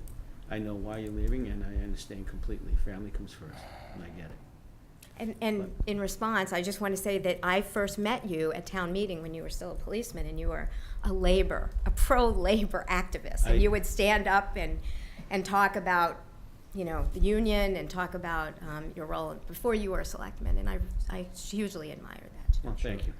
Thank you. You have a And very I'm gonna powerful miss you. history. Well, thank you. I do have a colorful history, that's for sure. Powerful. Powerful? Colorful I don't know, too. colorful, I don't know. Yeah. Thank you.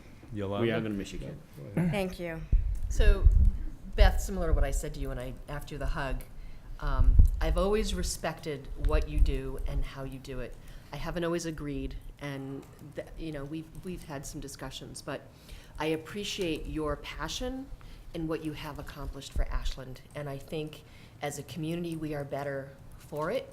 And I am gonna miss you. I am gonna miss, what you do and how passionate you do it. And I would say, know that you're always welcome back to town. And if none of them let you stay with them, I really mean that. Thank you. I just think it's important to let people know that it's okay to disagree and then move forward from there. And so thank you. It's democracy. Exactly. So thank you for all you've done. You're very welcome. Thank you. Steve? So I see one of my colleagues, a board member from the farmer's market, so I think it's reasonable and fair to proclaim Saturday also Beth Rosenblum Day at the Ashland Farmers Market. Definitely. No, another day, another proclamation. Thank you. All right. Does that mean I have to dance? So that means you have to be there now. Oh, I'll be there. She's always there. She always does. Lunch is on me, Beth. Okay, thank you. Carl? Or breakfast, whatever. Yeah, Beth, I'm really going to miss you. I hope it's not my late night phone calls that are driving you out of town, because there have been a lot of them where you've been counsel to me on issues and support to me in difficult times, and really a rock in some of the movements that we've been involved in together.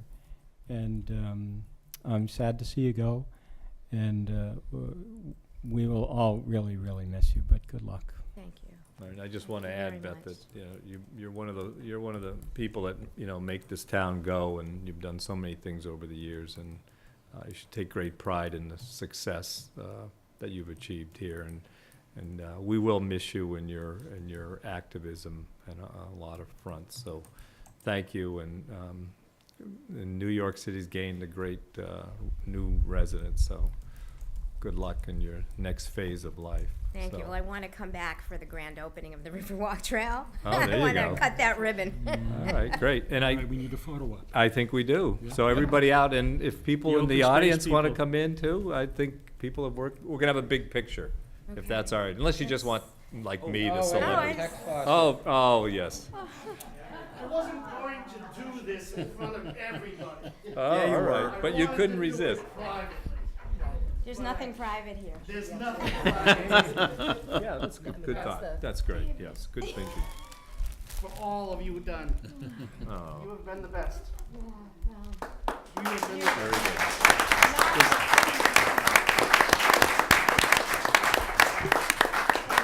good. Thank you, Dave. I was remiss, is there other people want to speak about Beth? Maybe there's any, Roasting opportunity. yeah, this is an opportunity for bringing up past faults and She'll get them mistakes from as New well. York. So, Mr. Featherston, would you care to come forward? You're not known for being shy. Important thing to, you know, Can you come to Mr. the Hackett podium and, so that the, my very dear friend Roberta were the ones that, I'll use the word, hounded me about Warren Woods.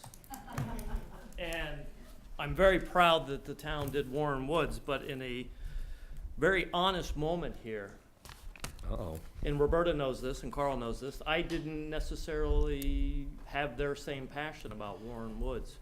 But when Beth talked to me calmly, rationally, and in a fact-based manner, and Beth, and everybody knows, and Beth and I kid about it when we see each other in the morning for coffee. Beth and I don't agree on almost anything politically. But Beth was so influential and so professional that she got me, and if my wife's listening, I'm in a lot of trouble, to take my closed mind approach to a lot of things and open my eyes and be Interesting. and see what the greater, and you mentioned and I wasn't gonna say anything until you mentioned the greater good.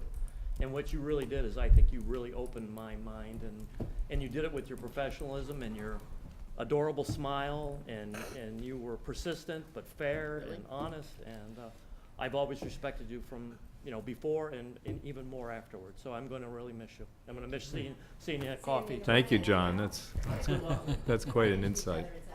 All right. Anyone else? Oh, yes, here comes. Oh, of course. Needs to be. Needs to be.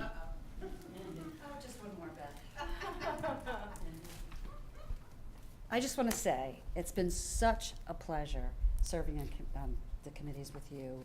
And she's much less emotional than I am. So you taught me some things about how to present your case in a way to win people with facts rather than emotion and passion. I'm going to miss you so much and miss going to special teams with you. Yeah. So you're going to have to come back and visit. Okay. She's right. wonderful. I don't know how All right. we're going to fill her shoes. All right, great. That'd be difficult. Words of, thank you. And Sherry herself has been very, so those are words of wisdom from Sherry, who's been very active herself and very successful. Thank you, yeah. Did you? Hey, now we have a place to go. To visit. That's right. Yeah, I did, yeah. Oh, that'll, yeah. Well, so let's have a picture then. I'm ready when you are. Everybody wants a picture with us, of course. Might get those legs in You there. legs. CC top. Is he, yeah. Hopefully they posted somewhere. Yeah, you just want, yeah.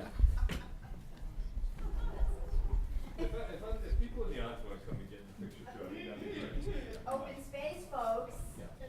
Don't be shy. Actually, come on. Gotta. Yeah, come on. This is trouble. Come on. No, really. Everybody. It's in order.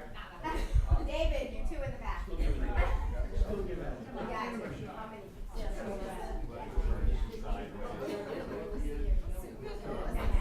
What side? Going where you are. Going home.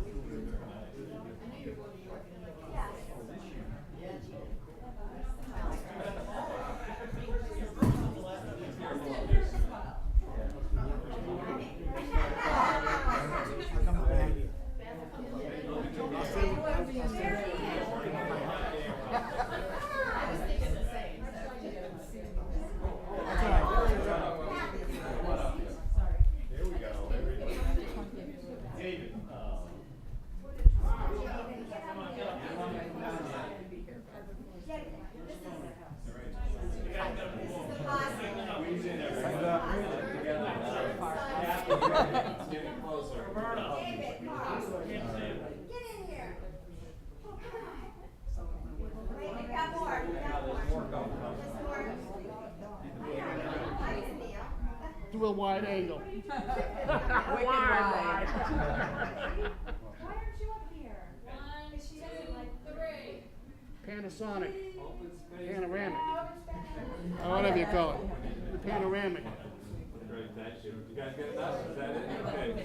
That's it, one shot, does all. Hey.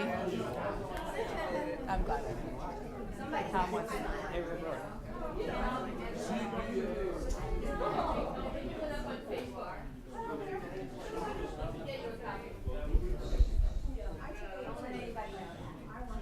I put it back. Okay. The picture that we took with the gardens. Yep. I know it got up on Facebook. Did it get up anywhere else, or do we have it? I don't know that, I don't know if I took those pictures. I don't think I did. I don't think I did, so. Thank you, Susan. I'm gonna look. That would have been our last meeting, right? Was it our last one, or I thought it was our first one in June? I forget. Okay. You put it on Facebook already? No, I'm actually looking to see if I have the one from the community garden, but I don't think I was the one. Yeah, I didn't take that picture. Should we take a 5-minute break? No. You guys want a break or not? You probably Let's keep going. We gotta Okay. keep going. All We got exec. It's a little loud. Yeah, well, All that's right. why I said. Thank you, folks. We do have to continue. There is life after Beth, so we have to keep moving. Oh, wow. Debt exclusion, really fascinating. Old and new stuff. business, very boring stuff. Is Michael here? He's got to give us that thing. Susan, do we have the debt exclusion language available, or does Michael have it, or? Michael has it. Yeah, 'cause they didn't see anything in that packet. No. He's got to hand it out. Okay. Those were Tony's, though. We don't do. That was his thing. That That's was a his thing. military thing. You get guitar picks. So, Michael, we're on Gonna say, the did debt you give her a guitar exclusion. Do you have pick, the or- language to I do. hand out? I do. There you One go. piece? So, yes, if you could take one of these and pass them down. So just to refresh everybody's memory, the public safety building, we are considering a debt exclusion to fund it, and Michael's going to tell us about that. And that would be a language on the ballot, upcoming ballot, which Michael will tell us about. So go ahead. All right, thank you, Mr. Chair. Apparently I've They give one for. Try to passed give out us your our water bills, bill too. too, yeah. So, the Board of Selectmen is required to vote to put ballot questions on the ballot. And usually we have a little bit of luxury of time. But because this is going to be on, and what we're planning on having it be on, is the November general election ballot, it actually needs to be to the Secretary of State's office by August 1st. So, For their approval? for it to be on the, Language, on the okay. ballot. So, that's why it's being presented to you tonight. And the question is, shall the town of Ashland be allowed to exempt from the provisions of Proposition 2 1/2, so-called, the amounts required to pay for the costs of an owner's project manager, engineering and design services related to the construction of a public safety building to be located on a portion of the properties located at 12 and 16 Union / 1 East Union Street, and including all costs incidental or related to thereto. So it's not for the construction of the building. I did hear, I do have news that the bond bill that included the $25 million for the public safety building construction was actually signed into law yesterday. So that's one step closer to that.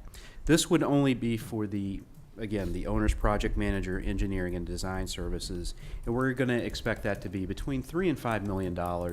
We'll have a tighter estimate of that as we get closer to the election. So. We won't put an actual amount in the ballot No, question, though, with will debt we? exclusions, you Okay. just, yeah. Okay. That's it? Yep. Okay. Any further discussion? You need us to approve this language, I do. correct? I do. Are you ready? Yeah, I'm ready. Yeah. Ready? Any further, are people ready to,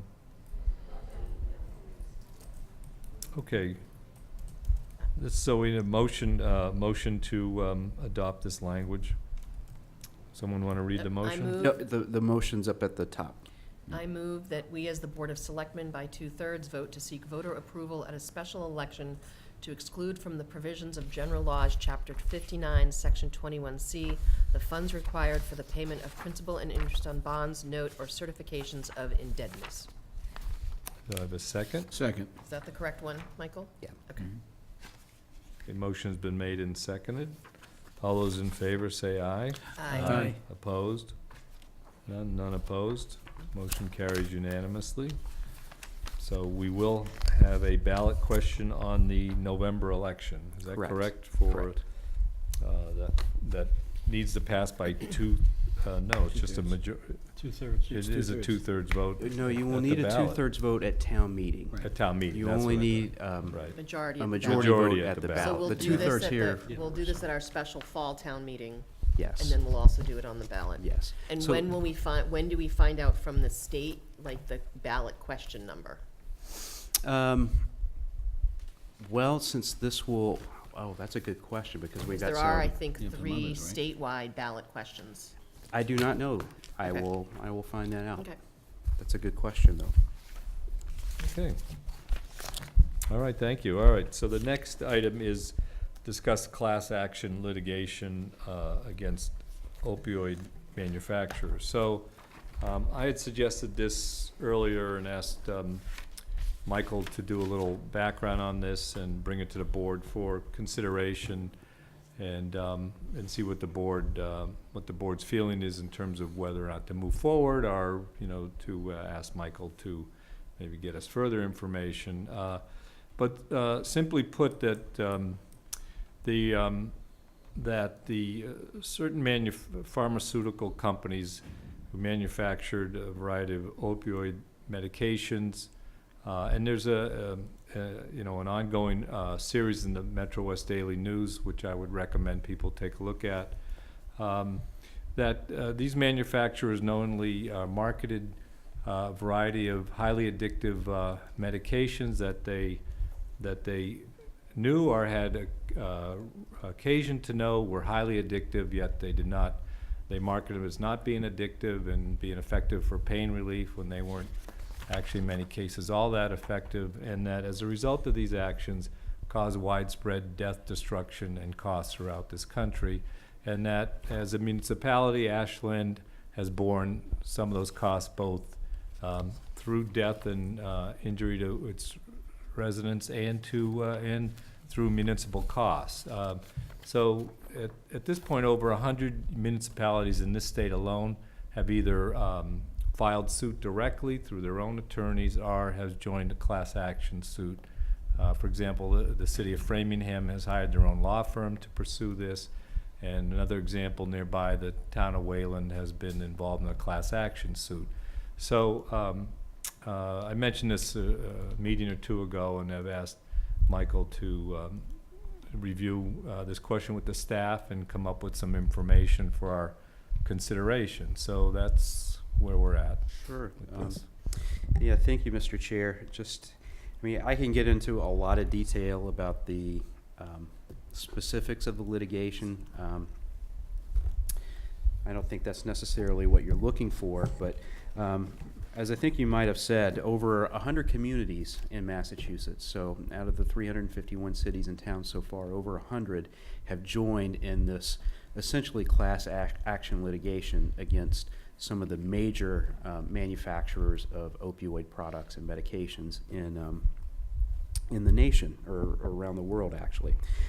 Framingham, as you mentioned, actually, they didn't hire their own attorney. They actually signed on to essentially a class action they did as lawsuit well. with Worcester.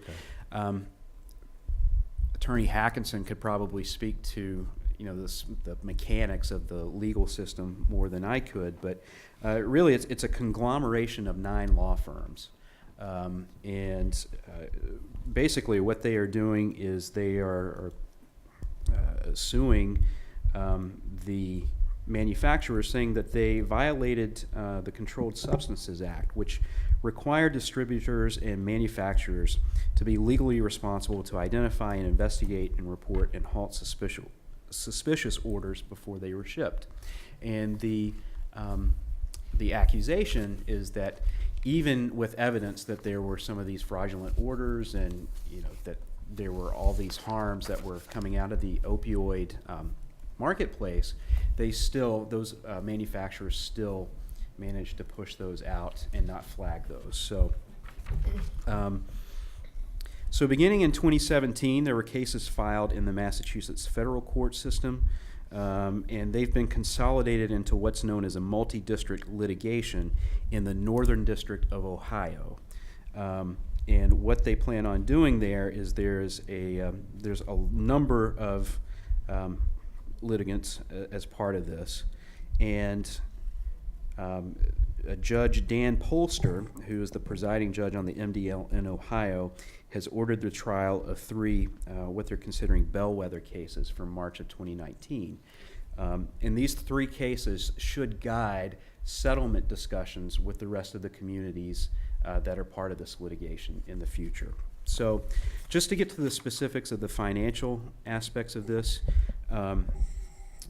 this conglomeration of attorneys, the one that I have been in contact with is a Richard Sandman from his firm. What they are doing is they are representing clients entirely on a contingency fee basis of 25% of the gross recovery, with all out-of-pocket costs fronted in the litigation. If they are successful and they reach a settlement that meets with our approval, their out-of-pocket costs will be reimbursed. The benefit of doing, or one of the benefits of doing these class action claims, is that a lot of those fixed costs related to the research and everything is borne by all of the litigants or the people who have signed on. So, you know, that will diminish the amount that we would lose through the recovery. And then in the event a settlement cannot be reached, the case will be remanded back to Massachusetts for trial, where they have a collection of trial attorneys and feel confident that they would prevail in that. So I will say that what we will have to do is probably collect some information for this and help, you know, provide some information to enter into evidence. I think this is information that we should be collecting anyway, just for our own edification and our own strategies in terms of how to combat the opioid epidemic. So I really don't see any downside to being a part of this. I have talked to some other communities. You know, their concerns were also, you know, what kind of resources will it take? Will it actually be cost neutral, or not cost the town anything other than something out of you know, resources and time spent? And they feel confident moving forward as well. So, Michael, how far back is the litigation going to be going to? I mean, because there have been a number of years that, I'll just use Ashland as an example of the ODs that have happened in this community. They haven't been just 1 or 2 years. I mean, they've gone back at least 10 to 15 years, where there's been 1 to 2, and even potentially 3 ODs throughout the, within the last 10 years. So are they going back 10 years? I mean, how far back are they gonna go on this litigation? Because that would be a fruit for this town anyway, because the number of the ODs that we've had. And this is before Narcan was even used or whatever, but it just, and that's the other thing too. I mean, are they looking at the number of Narcan incidences that people are being given the Narcan as a result of, you know, their ODing? Because there's been repeated use of by similar individuals that they've been using Narcan 2 or 3 or 4 times, you know, so that definitely changes, you know, the measurement of the accuracy of the reports that are going on. Well, the cost of Narcan is something that's going to be sought as recoverable under part of this. Narcan, so the extensive funds used on increased police presence, emergency medical response, Narcan treatment, opioid-related workers' compensation costs, and abuse prevention programs are some of the things that they're going to seek reimbursement for the cities and towns, the money that they have spent on those activities. They're also looking to have the opioid epidemic declared a public nuisance, which requires the manufacturers and distributors to abate it. And they will also seek funds for future programs directed at prevention, education, and treatment. Yes. Okay. So what, do you have an estimate, or have they given an estimation of what the costs would be for the town if we decide to sign on to this? Not that it's a numbers and cents thing, but just to give us an idea as to how many, what our resources would be to work on this.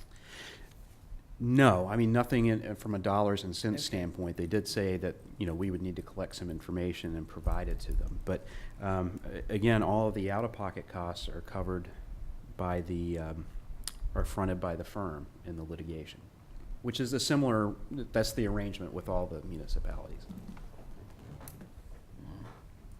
So the information they're looking at is to see the number of incidences that, opioid-related incidences within the town. That shouldn't be too hard to figure that out. Carl, did you? Well, keep in mind, they also have to be able to trace it back to the drug company. Right. Not just anybody that happened Right. to OD.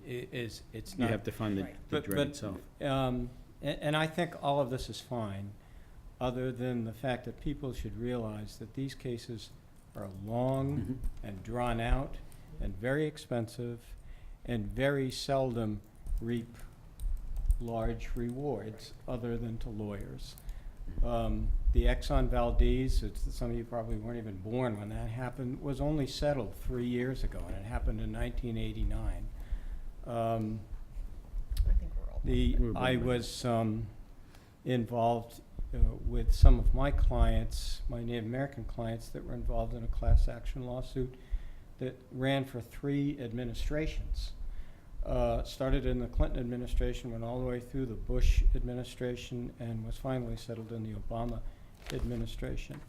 And no one was happy with the outcome, except for the lawyers. I see this similar to cigarettes. And it's exactly the same. Cigarettes. And that's not saying that these people shouldn't pay some price to somebody someplace. It just takes an enormous amount of time, an enormous amount of resources. And so I think that we need to have our headlights on going into this to speak to Yolanda's point of exactly, even the indirect costs that it's going to find. How much is it going to cost for your staff to come up with this information to provide? Right. And so I'm not saying let's not do it. I'm saying let's have our lights on and our eyes open. I agree. Going forward with this. And I just, I think the tobacco settlement is a classic example of something that took a long time, but in the end was very worthwhile and achieved a lot of benefits. So I'm getting a sense from the board that they're interested in moving forward, but do want you to kind of quantify, and I don't know if that means, what our own research or staff time would be involved. Is what I'm hearing, and your thoughts on next steps, whether it means interviewing with a law firm or.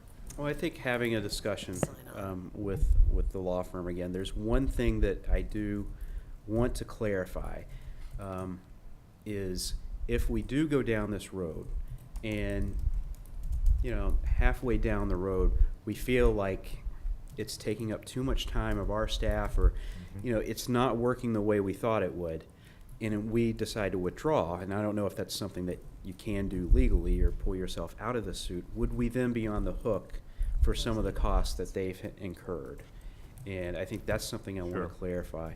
Okay. I do not mind spending the staff time on this, because I think it's important information for us to have, not just for this, There is that point, but for yeah. grant programs, for just to look at, I hate to talk about these in terms of metrics, but they are metrics, and coming up with strategies on how we can address this and keep this from happening. And the only way you can tell whether you're making a dent in it is if you have Do you know where we're at statistics. before? Yeah. So I think I just want to reiterate the point that I made to Joe, is that if it's one thing to have this data as far as public health data, which I think is a very valid thing to have and an important thing to have, but it's another thing to create that nexus between these problems and the pharmaceutical companies. That's the difficult one. That's the nub of the case. Okay. So I think I think we want a motion to give you at least Yeah, I permission to think move that'd be- forward and continue exploring this and maybe coming back with a more distinct, hard and fast recommendation. Is that fair? I think that is there a deadline when towns and other municipalities can catch on to some of these class action suits? You know, I'm just kind of curious as to see, you know, the Johnny-come-latelys will be the last ones to come on this thing, you know, so are they making sure that everybody's on before a certain time frame? No, they have not given a deadline. They've just Okay. said, you know, these bellwether cases are gonna be in March 2019. Okay. And I'd be happy, Michael, to, to get on a phone call with the attorneys or once you've done that, or Okay. just discuss that, so. All right, so I get a sense that the board's agreeable to moving forward. Do we need a motion or, I don't think it's required.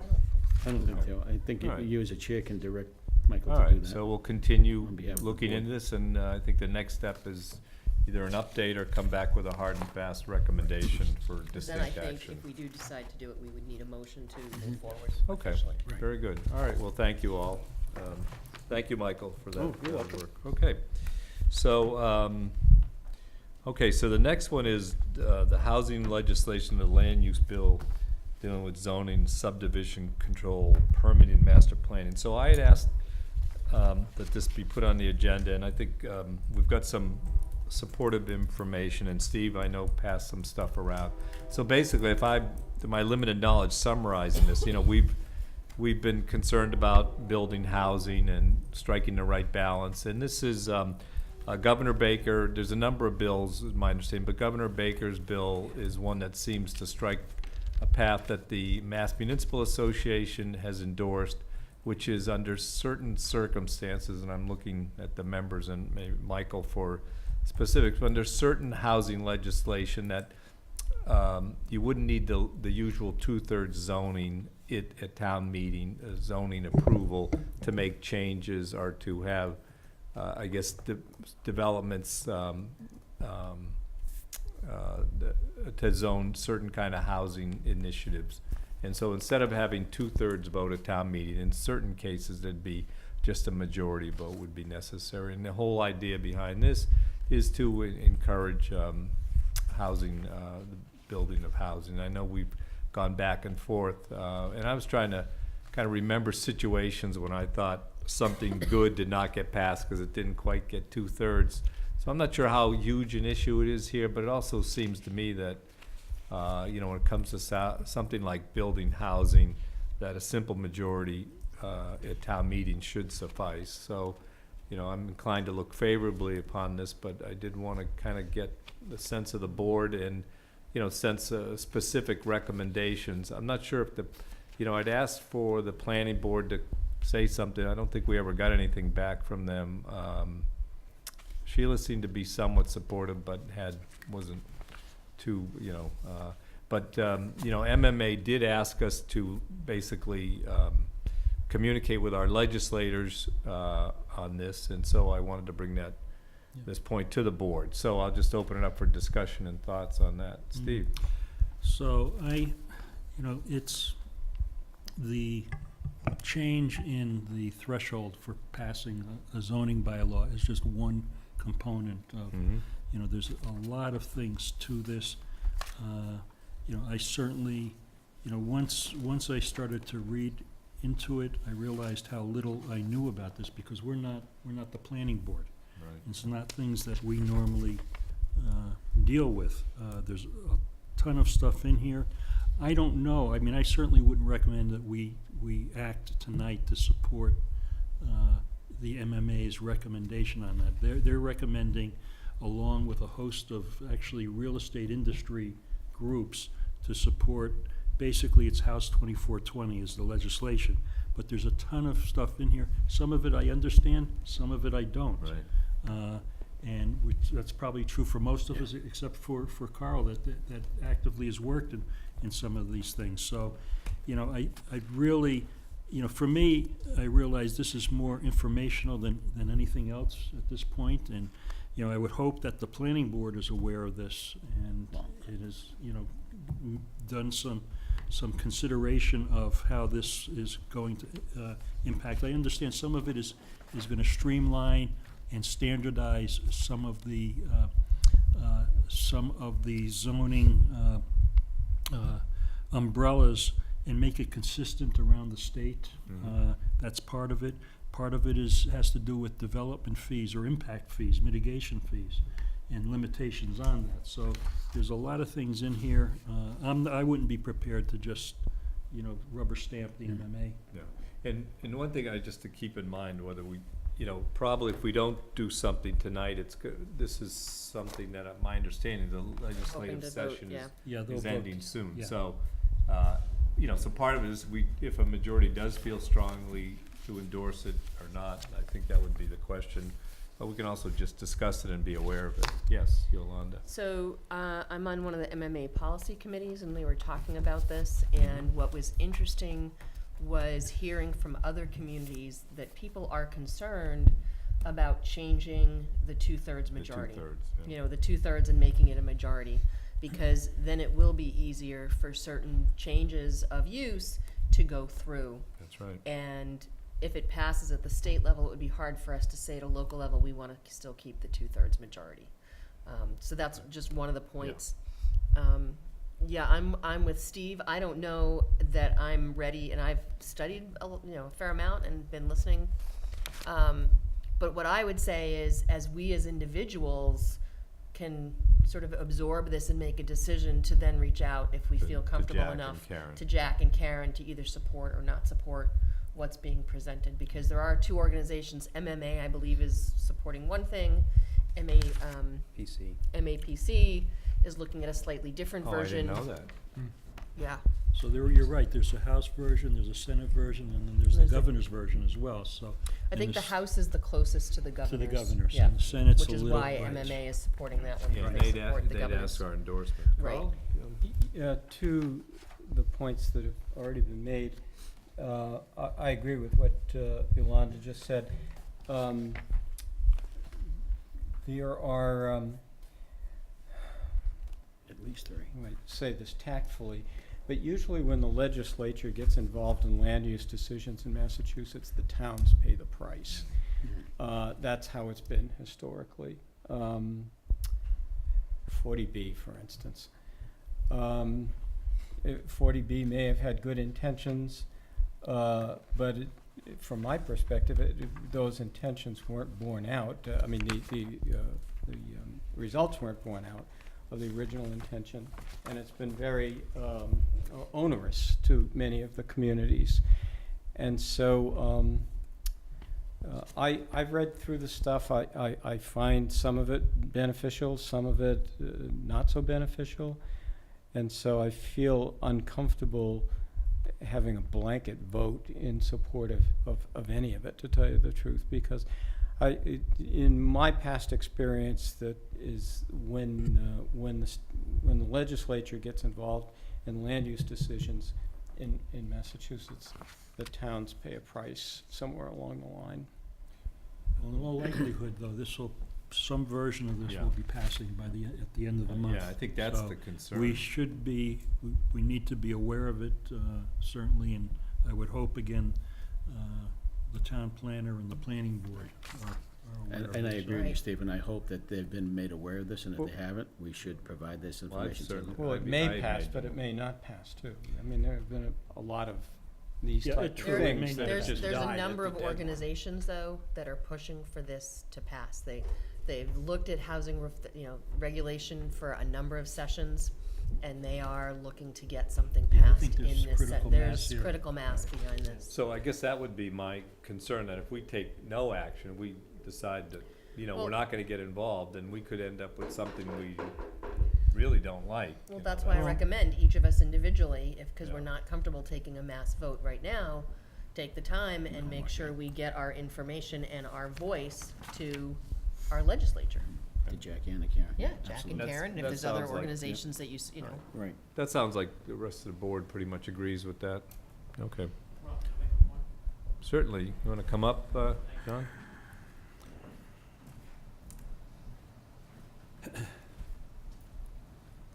John Featherston, 98 Heritage Avenue. As the governor's appointee to affordable housing in Ashland, and also the governor's appointee to MAPC, I struggle because I agree with what Carl said. If you let the legislature get involved with land use, it doesn't often work out. But I have to, you know, and I really came to talk about opiate tonight, but this is another important issue. I have to tell you guys as local elected officials, and Tara Ward will back this up, I get multiple, and I'm double-digit phone calls every month with people begging me to get them into the housing authority, and we don't have stock. And when I tell you they're begging me, I mean, it's talk about ruining a good day, and you get, you know, a desperate phone call. At the end of the day, people like, I have no place to go. You have to help me. Sure. And I can't help them. And Ashland has a huge problem with it. And I agree with you. I don't think you guys should blanket this, but I would ask that you make it a huge priority. And you know, maybe because I'm associated with MAPC, the MAPC version kind of makes a lot of sense to me. But I don't think that we can wait any longer. I mean, if we could build 100 affordable units tomorrow in Ashland, we would fill them, you know, in that amount of time. So I would beg you guys to make this a priority. Well, and certainly we're concerned about that. I think the question before us now is if this is something we should weigh in on and with our legislators. And it sounds like we're not willing to do that collectively tonight. So Well, I think to John's point, to John's specific point there, I think we're all in agreement on that. Definitely. Yeah, We need more it's bad out there, and it's getting more. In the few years that I've been the governor's appointee, it's getting, the demand is much more, because it speaks to the opioid issue, it speaks to the hoarding issue. So, for example, I think Jack Lewis is going to be making a vote on this. Do any of us know how he's voting? I mean, I asked him his opinion on this, but really, No, he doesn't. So, I mean, I don't think maybe he's our fully informed legislators, at this right? point. Yeah, That's could probably- use some guidance, and so it may be incumbent on us to, you know, do that. So to go to the affordable housing question now, there's different variations of Right. affordable housing. So we talking workforce housing, or what I'm seeing more of is a need for subsidized housing? Correct. Well, I mean, you bring up a great point, Stephen. Thanks for bringing it up. And I think everybody has their own definition of what affordable housing is. Some people have a negative connotation to it. Other people have, you know, is it housing for a police officer, a school teacher, or whatever? So there is a lot of different misconceptions of it. You know, is it, you know, Section 8 housing, which is not what we're talking about, and I don't think that's what the governor is talking about either. But Do we need Section 8 as well? blanket, if it's affordable housing for senior citizens or disabled people, we have a need for it in the community. If it's for school teachers and police officers and people who work at the post office, we have a need for it all. I mean, Ashland's grown great. I mean, we've had phenomenal growth, and, you know, kudos to the board for, you know, directing the town in that. But we do need special attention to affordable housing for every facet of the community, I think. And we're having a hard time keeping the units that we have that are affordable, especially with American Boulevard and stuff. I mean, we have to keep a close tab on what's going on. Should. No different than some of the issues that are going on Galani Way, Rickalani area, that, you know, that's all affordable housing. And people have been living there under the affordable housing unit, and we're finding 2 or 3 people that no longer live there, but they're subletting. Subletting it, yep. And they violated their Go get contract 'em, immediately. And so as soon as we found out, but again, it takes Time. time and a And energy process and for money. that project. That's right. So that's what, you know, so that's what we're trying to do, and it takes up a lot of time in doing the things that we want to do for the future. We'd have to deal with the things that are directed, that are at front of us right now. We talked about that at the general meeting, Right. at the regional meeting, when we talked yeah. about, and it's one of the inherent flaws in 40B Right. is that keeping track of that inventory. It is difficult, not easy. Yes. I just, I'll chime in here.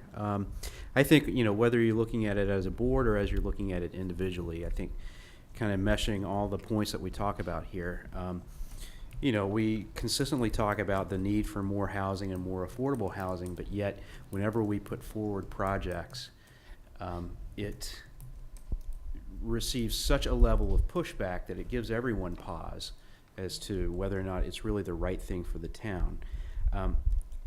And I think that's predominantly because, not necessarily of a NIMBY attitude, but just I think some of these projects are not proposed in the best places, or the best places for all of Ashland. So to the extent that any of these allow us the opportunity to better plan that way and to better place some of these projects in areas that make more sense for the whole town, I think I would, my recommendation would be supportive of it. Yeah, and that's a good segue into our next item.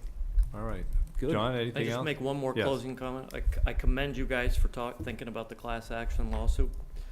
And you talked about the due diligence, and Mr. Herbert, you know, I have all that information. I'm willing to give it to you, share it with you, put you in contact with the resources that I have to get it done. I mean, kudos to you. And if it becomes a drain on the town, you know how to get in touch with me. I'll give Right, you the and I guess, now that you mention it, the Board of Health should make a recommendation, I would think. Or think about that. I appreciate that opportunity. I think the Board of Health should make that, yes. And, through a lot of my philanthropic work, I've dedicated a lot of resources to fighting the opioid addiction. And once again, not to drop the governor, but, I sit on the governor's workman's compensation opiate task force as well, too. It might be a good job for me to invite the judge to one of your meetings, and you could understand, when you're talking about a lawsuit against the opioid crisis, and we talk about it a lot at the Board of Health, the death get the headlines, but the real damage of the opiate crisis is the day-to-day damage that it's done, and I'm sure even Chief Roby can speak to it. It's the damage that's done in the lack of productivity of people getting back to work. It's the lack of productivity that they are when they're working because they're addicted to something. It's the stress and strain on the families and the communities. Like I said, the headlines are the deaths, but the impacts are much greater than the deaths. So I give you kudos for doing that. All right, thanks, Joe. And if anything I can do to help. So All right. Thanks, I'll John. bring it back Thank to you. my board as well. Thank you. Okay, so I think we're ready to move on to the next one. So we'll just take it that take it under advisement, and people act as individuals as they see fit on this housing question, zoning question. Okay, Michael, so we had talked in the past about, we have, these town-owned properties. We've been very active in gaining control of parcels, and so now we talk about the kind of follow-up and planning process about how to deal with that. And so that's, again, something we put on the agenda just to follow up. And we had, if you recall, the last meeting, of course, we had some proposals for some of the parcels, so we've decided, we keep in mind that we should be pursuing our own planning process, and we talked in the past about a public forum in the fall to shed light on this. So with that, I just asked Michael to kind of prepare some thoughts on that, and maybe we could have a discussion for the board. So Michael, I don't know if there's anything you wanted to. Well, I think, I think, as you know, we have acquired a pretty good portfolio of properties, which I see as a good thing because it gives us an opportunity to plan for the future. And I think we will have the opportunity shortly to talk about maybe additional properties which might factor into some of those plans in the future. I think I try to think about things in terms of themes and in terms of goals. It's just, I guess, from my performance management background, but I really hear a community-wide, and especially, as it's articulated through the board, a desire to increase economic development in town, a desire to retain and potentially increase open space and recreational opportunities in town, wanting to preserve a lot of the historical aspects of the town when possible, and then also look at increasing our affordable housing stock. So I think, what I can do to start this process off is to go ahead and basically put some thoughts together on each of the properties that we own, distribute that to you, let you refine it a bit, and I think you go into your forum in the fall, your public forum, kind of I don't want to say with something set in stone, but something to help guide the discussion. This is what we're thinking about doing with this property. This is what we're thinking about doing with this property. We've kind of talked about it piecemeal. We've kind of talked about what do we want to do with the Valentine estate. We heard a presentation from CPC and a recommendation. And we have the two properties from Northeastern or Framingham State. But how do they all fit in together. And I think if you look at that and have that discussion as a board and with the community, what that does is that fits into the whole strategic planning process, because that's really going to be like the bulk of any future planning. So that's just my recommendation for the future, is that I put that together for you, and you have that as a guidepost for the discussion. So I like that recommendation about getting a list of the spaces that we have. Some of the things that I'd like to see as part of that is how we purchase the property, and based on how we purchased it, what we are allowed to do with that property. Because I think that will help give us some definition of, you know, if something was purchased and it can only be open space, well, then it's not worth having a discussion about, you know, something that's Utilizing not it for- passive right. recreation, right, so. But yeah, I think that's a good step. And then I would also recommend that before we have a public forum, we have a board discussion, maybe not just in public, but a retreat to really talk through some of these things, so we have a better understanding of how we're gonna present it. So you to the suggest a public. retreat for more intensive work? Yeah.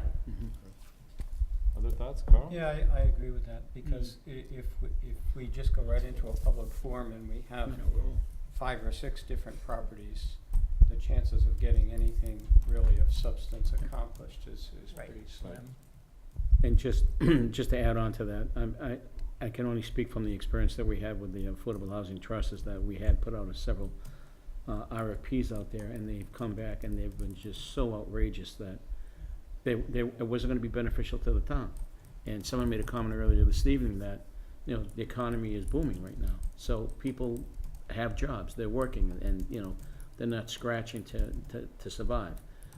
When the economy starts slowing down a little bit, that's when you start seeing these people, when the RFPs come out, you know, they're making sound and legitimate. I mean, the you know, housing development. for the housing development, yeah, absolutely. I mean, they were outrageous. I mean, there was no way that we were gonna spend that amount of money on, Sure. on affordable housing, because it wouldn't have been affordable anymore. Right. Would So, have been you too have to, expensive right. for the town. That's it, exactly. So, yeah, so, you know, part of the thing I'm trying to figure out is the process we want to engage in is, so, you know, we had a comprehensive plan committee a couple years ago, and then Michael had his strategic, which some of us were involved in, and try to use that. So my question is, who's the driving, who's actually gonna follow through with this? Is it gonna be us working with Mike and his staff? Is that how people are seeing it? So as part of the planning process is something that really we'd be the kind of, the people really working on it? Or is there another committee or something else that should get involved or not? Or is it really just, you know, I think to go to Yolanda's, us having a retreat and then posting these forms and then from that following up with certain specific actions? Is that the kind of process that we're looking at? Well, I think what we could do is, so, I mean, the Strategic Planning Advisory Committee, we got through, you know, putting together the values and the vision and basically the goals and policy areas. Yeah. And we collected through a lot of public input, just kind of some of the action items and objectives. You know, there are different levels when you start talking about strategic planning, from Yeah. very abstract to very specific. And we started putting that together. And the next step was going to be to put together a draft of that and then have the Strategic Planning Committee, who's put in a lot of work, and I'd like to honor their work. Yeah. In starting to refine that. But along the way, what happened is we started having opportunities to purchase properties that we were actually talking about, you know, what could be the future use of them. And so that took up the bulk of the time, and I think that was the right decision. So I think, you know, you can have a discussion about these properties. Again, they're gonna touch all of these points that we talk about, and I think the board, you know, can work with me, or the board, you know, leads that discussion on those properties. And I think what we can do as the Strategic Planning Advisory Group is to take that discussion and take those concepts for those properties and basically drop it into the strategic plan, and that helps fill in some gaps. So when we're talking about housing, you know, and we're talking about housing in the right place, we talk about there's using a couple of the properties that we have and some of the proposals that's come from the process that you're talking about. So I think it'd be good. I would also think that as we start looking at this, we have a housing production plan that we might want to tie into the strategic plan that has, there's different things. There's the open space and recreation plan that's almost done. So as these things become available, I think that will be part of our discussion, and it might be bringing in these other committees to say, okay, give us your feedback, and how can we then create a package based on the feedback of all the committees as well as and then bring that to the public. Because I think, to Carl's point, if you go, okay, here's all our space, tell us what you think, nothing will be, you sort of have to guide the discussion to some extent based on the feedback that we already have from the strategic plan, from the open space plan, and from the affordable housing plan that we have. So Michael, do you think those are the kind of tools that you can kind of put together? Like, Yolanda, I remember now, so we're really waiting for the open space plan, and that would be good to, do they need any more hearings or anything?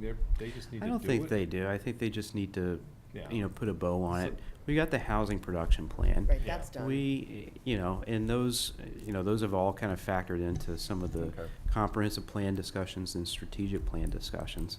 So I'm just trying to make sure we have kind of a vehicle that's going to be manageable. Like, say we do this retreat and we're going to have certain information there, and how's that? Right. Would you be able to give us a list by our next meeting with the Yeah, I different think- information? Yeah, maybe. Start And I there. would Sooner than you also, think. To Oh, I know. piggyback on what Yolanda had said earlier in terms of additional information, those properties that have a unique condition such as a restriction that needs to be applied to it. Because I think there's a number of them in the portfolio that are still open in that regard. Right. All right. So does that sound like Yeah, sounds like a good- useful discussion? Okay. All right, so we'll move on to the next agenda item. So that's, it's town manager reports. Yep, and I can be brief because I know we have executive session afterwards. Just want to let you know, if you remember, we received a grant from the Executive Office of Housing and Economic Development through the Massachusetts Downtown Initiative. It was to look at the feasibility of starting a business improvement district in downtown. Beth has met with the liaison from DHCD on that, the person who will be kind of leading the charge from the state agency on that. So we'll be looking at probably a first, public discussion, probably later in the fall. What we're going to do is we're going to identify some downtown businesses that would be, I don't want to say champions, but have some influence in downtown because they have a vested, interest in it, and start using almost like a focus group approach from them to see how things might work, and then move on from there. So is this our grant, is this our process that we talked about and approved at town meeting, or is this the state?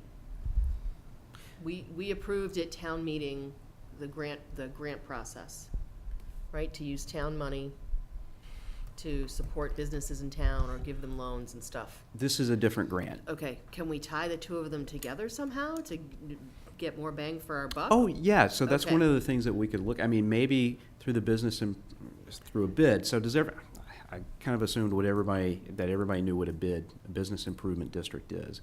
And essentially that is a district, that has bounds, and each business contributes to a fund designed to improve that district from a business perspective. One of the things you could do is help supplement some of the business incentive programs that we passed Right. at town meeting with some of that funds.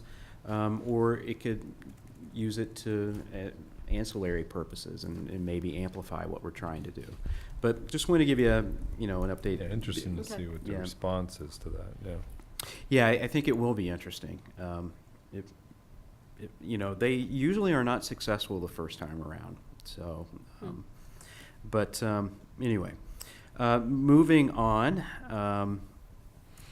Next item I have is, I think I let everybody know in town hall that unfortunately we're going to be losing Greg Enos, who was our first first and only HR director. Greg was hired to be the town administrator in the town of Avon, which is one of his career goals, something I knew when he came here. And I'm glad we've been able to keep him here for a little over a couple of years.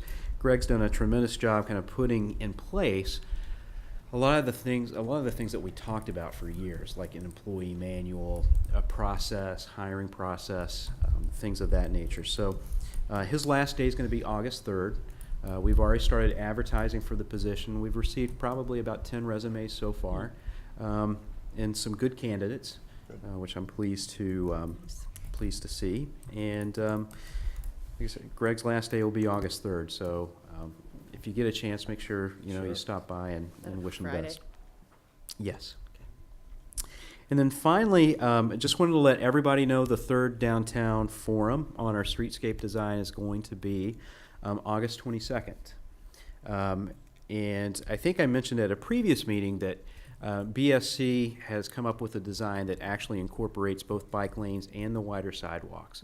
So bike lanes on Front Street, usually going to a Sharrow on Main Street with wider sidewalks, with the idea of when we redo Pleasant Street, we add a bike lane as well. So you have this a continuous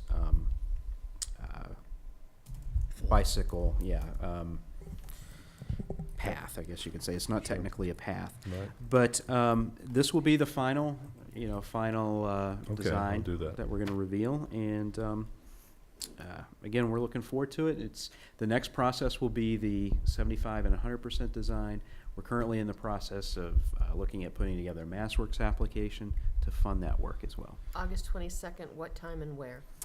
It'll be 7 p.m. and it'll be at the community center. Okay, Okay, that's all I have right now. thank you. All right, so, board reports? Joe? Real quick, sure. Thank you, Mr. Chair. Just like to remind everybody that Ashland Day is sponsoring again the Snack Shack, the family movie night, and summer concerts. The Snack Shack is open from Monday through Friday from 11 to 1. That helps maintain the pavilion over at Stone Park. Maintains the bathrooms. They all volunteers. They keep it clean, so the folks that are using Kid Spot have a nice place to go for the boys and girls that have to use the bathroom and change baby diapers or whatever. It's there and it's available. And family movie night is every Thursday night. They start at 6:30, so that's tomorrow night. I can't give the name of the movie because then we'd have to pay a $500 royalty fee, so just come on down, you'll see the sign. Yeah, you'll see the sign down there, so. That's funny. Yeah, you don't want to pay the artist. So Yeah. That's okay. And then the summer concerts are every Tuesday night. It's a ticklish item. It is very ticklish, and it's 7 p.m. at the gazebo. In 2 weeks, the Beatle tribute band, Studio 2, will be performing in 2 weeks, so. But I'll keep everything posted on Facebook, and so everybody can come. The last couple of concerts have been really, really good, and the weather has held up for us, so far, so good. Got some nice nights. Yeah. So that's it, Mr. Chair. Okay, Oh, thank oh, you. just one more thing, I'm sorry.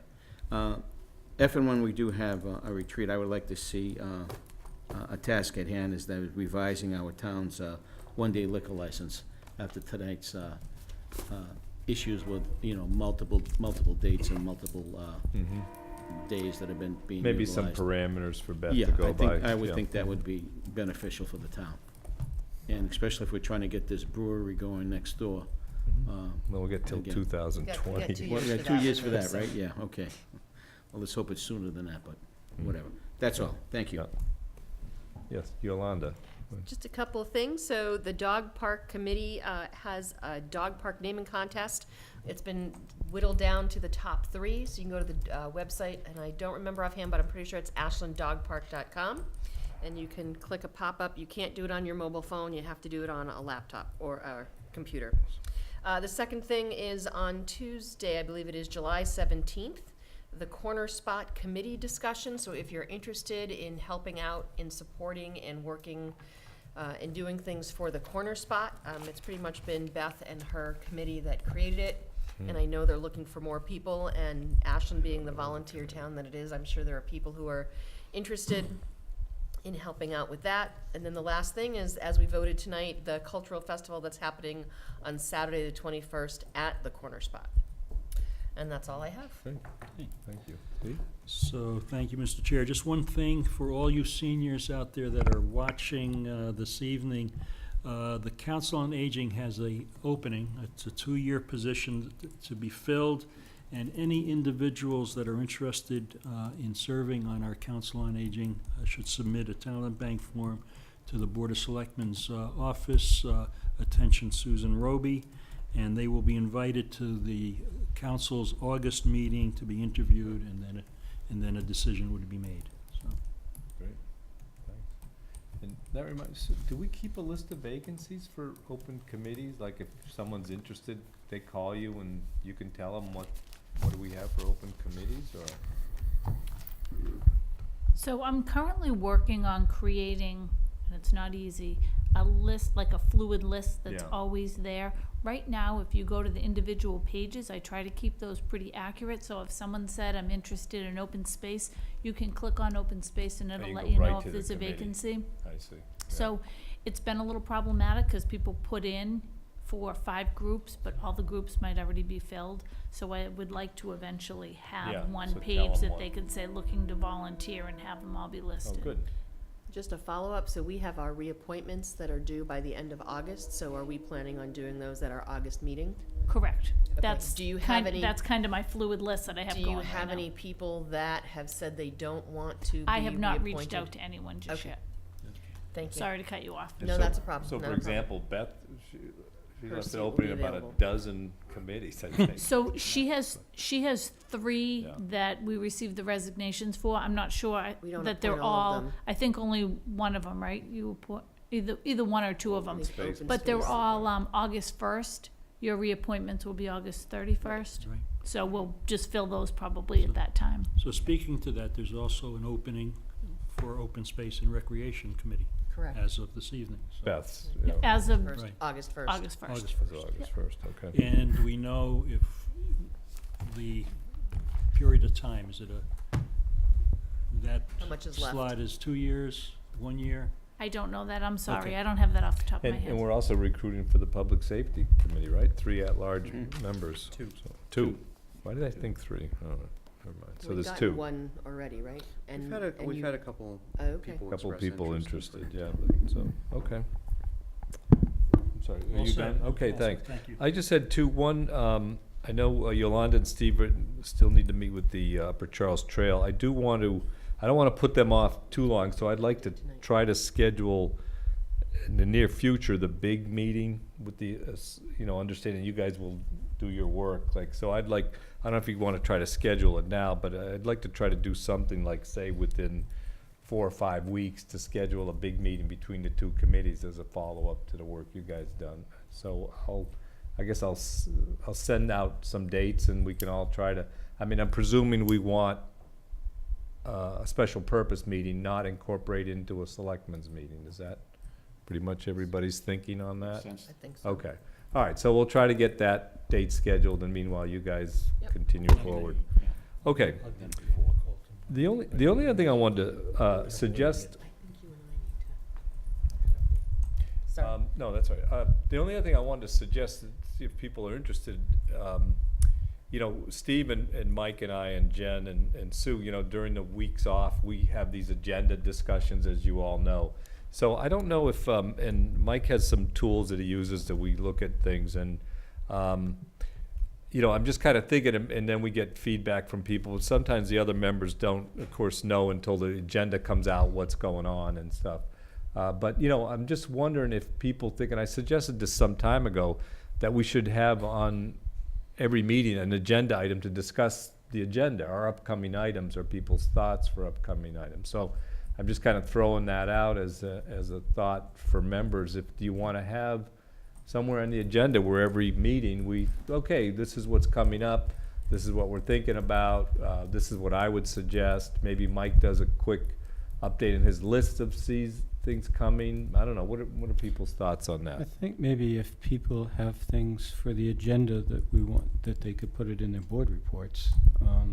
And/or email the chair and the email, town which is what manager, I which did is the what other- we've done before. Right, no, but I'm thinking of more of a collective discussion, and also you guys sharing that kind of, like, we see, Mike has a list with 2 or 3 meetings down the road of items he sees coming up. So I don't know if you guys wanted to kind of see that and look at that, or, you know, it's just a thought. We deal with these things and then come up with stuff. If there's a list that's already made for future agenda meetings, maybe that's something that we could take a look at. Just email it to Just us. shoot it out to us. Shoot we it can out to take a us. look. Why not? Well, I just want to make sure that it doesn't violate open meeting law. Hmm. And if it doesn't, I think the best thing to do would just be to share it with everybody. As you long know, as so we're not that dynamic. replying. We're not replying it, you Well, just pass it, it on to us. yeah, it's, Well, I let's- wish it was that simple. I I would know. say, let's double check with Lisa. Can you send out a list of potential potential items for upcoming meetings? And it's just kind of an advisory, Right. is the way I'm reading. So you guys would kind of at least, you know, kind of be Stay in the current on loop that stuff. To some Yeah. respect, yeah. And so, all right, so the sense I'm getting is you don't feel there's a need every meeting to review agenda up, okay, but maybe we'll look at some way of communicating some of that stuff. Okay, that's all I had. Okay, I just have one quick item, and it really goes to what you're talking about here, is if we do have a retreat, this board actually has been together now for quite some time, maybe 3 years, I think 4 years. we've all been together. 4 years. And one of the first things that we did was put together our own vision and, can I? Mission and vision statement that we used to review periodically, but we haven't done it for a while. So it probably wouldn't be a bad idea to go through that and to see maybe where some of these, if we do it before the fall meeting, where some of these projects fall into that. Yes, yeah. Where we've been successful, where we need some improvement. It wouldn't have to be too long of a discussion, but it would be nice to know where we are Right, with and I that see that as document, part of- because yeah. I think we worked hard on that Right, document. and I see that, now that you bring it up, I see that's part of this planning discussion. If we're gonna have some kind of retreat, that would be part of it, is that what you're suggesting, Yeah, basically? that it be So one of the that's a- items on yeah, the. so that's probably a good thing to start with and work it into it, right? That's, okay. Okay, that's all I have, thanks. All right, thanks, Carl. Okay, so we have executive session scheduled, and we do not intend to return from executive session.